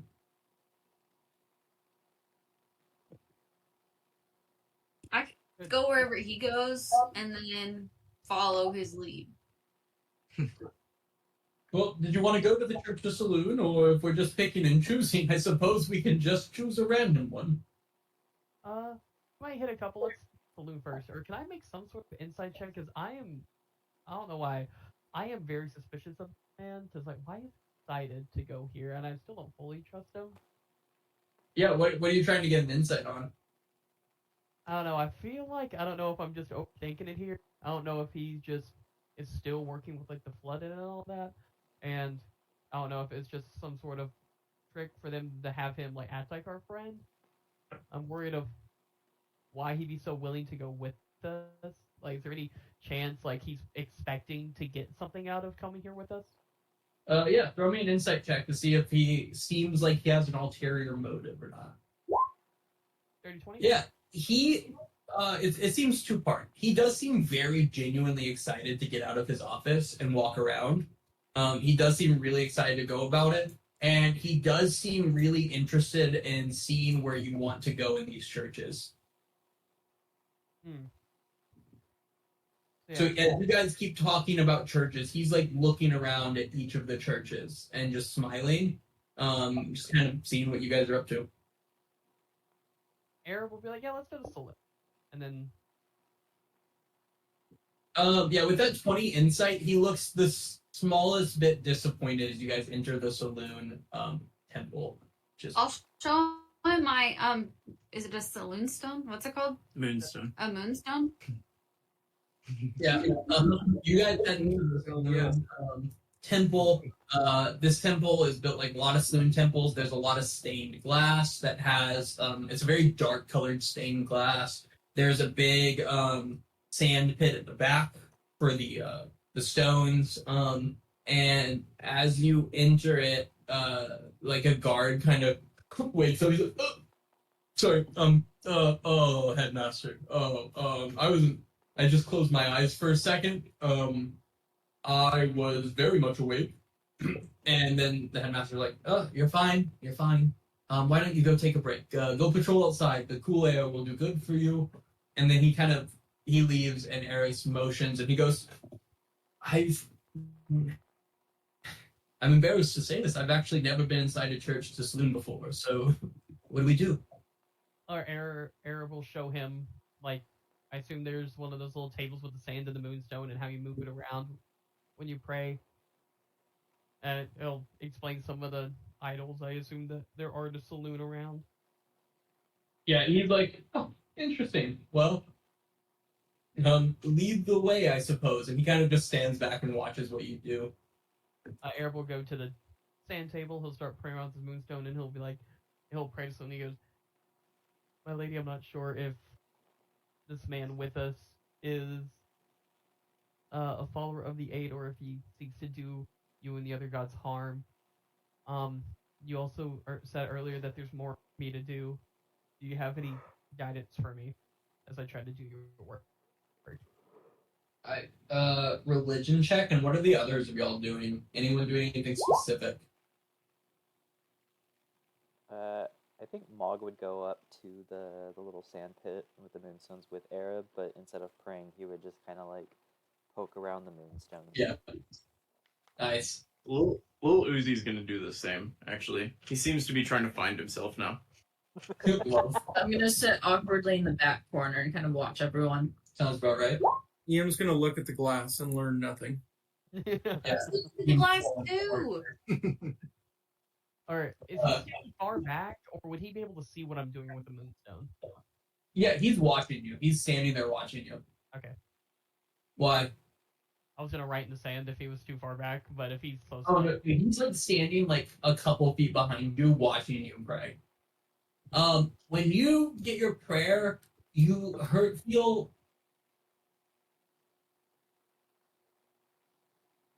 you definitely feel heard, and you kind of feel like the voice that responds to you is attempting really hard to whisper, and you struggle to make out the words. Oh. That's what I'm gonna go with for that. No religious aids or anything? You've never had that experience when talking to a saloon before. You've either made connection or not. You have not had it feel like the connection's there, and she whispered a response to you. Okay. And as soon as you stop talking, like within seconds of it, he goes, on to the next then, I suppose. If we're praying at all 8, next door is Bashaba. That would be another new one for me. Sure, why not? Then they'll go and pray at Bashaba's, I guess. I assume it was the basics. Yeah, he leads you into Bashaba. Give me a religion check. Anyone that thinks they might know a little bit about Bashaba. Yeah, Arab. As you walk in, you recognize a lot of the symbols. There's antlers hanging on the wall that are like kind of a deep black color. There is artwork of all kinds of different things happening. A lot of it seems to be just like upside down pictures of people like accomplishing tasks. There seems to be depictions of these like darker slime beings and things like that. It has just kind of a dark, like, you feel like you walked into like the hunting lodge form of a church, I think would be the best way to describe the general vibe here. And there's not noticeably no one in here when you guys walk in. And the altar just has there is an altar at the front and pews. So, what do we do here? I don't know. He'll try to do the basics of what he's learned from classes or whatever classmates he has that also worship Bashaba. And then Yeah, you kind of just you don't have a good idea of what to do. You kind of make some stuff up, but he doesn't seem to call you out for it or anything like that. But again, as quickly as you guys get in there, you kind of wander around for a second. He goes, Temple of Tomorrow's next then, so shall we? Are Eric Wilson descending to Asheen? He'll tell him to message the rest of the party since you can get a lot more messages off, and I'll just say, I don't trust him. Please let everyone know. I'll go ahead and relay the message. Yeah, you kind of hear that, and it gets passed around. And then you guys make your way in to the Temple of Tamora, and I think this is a good place to end it for today. All right. As the group of you walks in the front door of this temple here. All right. Okey-doke. How many religion checks did Colby do today? A lot. There was a lot of going. He tried to do a lot of the praying. I think we're fucked. Yeah, I was actually gonna say like, no, we'll go to tomorrow sometime. Because I'm not sure if I want to go with it or in there with him here. Right, like that we've let him know that one professor tried to spy on us twice, and all he did was send her. Like, was he supposed to kill her there in front of you? Yeah. Yeah. Mount her head on a post outside your dorm? They were supposed to cut her hand off. Oops. He's just like, okay, she's gone. Like that'd be the way a dirty politician removes their mole instead of like turning them over for the police for questioning why they're sending multiple students to spy on us. I'll tell you. He's just a man. So, what was the over/under on how many times your bard was going to try to cut people's hands off in today's session? Unexpected. I had a 1, like the over/under of 1. The fact It was that 1.5, and he got it. It's a good thing he was using a rapier and not like a short sword, though. I mean, I to be figured fair, you- he would have used his grandfather's pocket knife out of respect. That would take a No. lot. Ian was really wild. What's that movie about the climber? 137 hours. Yeah, 137 hours. The climber who has to like cut his arm off with the pocket knife. That's what Tristan was trying to do. Damn. The climber. Climber. Okay, I was like, no, that's not right. You tell me James Franco wasn't a coroner? Also, are we just gonna see? Tommy Wiseau was. Facts. That was a good film. Well, What'd you say, Colby? Oh, I was just wondering to myself, are you gonna see a bunch of very mediocre nude photos of Raven around, or picture paintings of Raven? Damn. 100%. Yeah. No, they're just For gonna be sure. around now. Or no, we're gonna go into the apothecary and see like 6 of them. how old is Raven? That's scary. How old is You're Raven all again? you're all adults, to be clear. Yeah, No, it started at 16, and we're in year 3, so I'm 19. Oh, okay. Okay.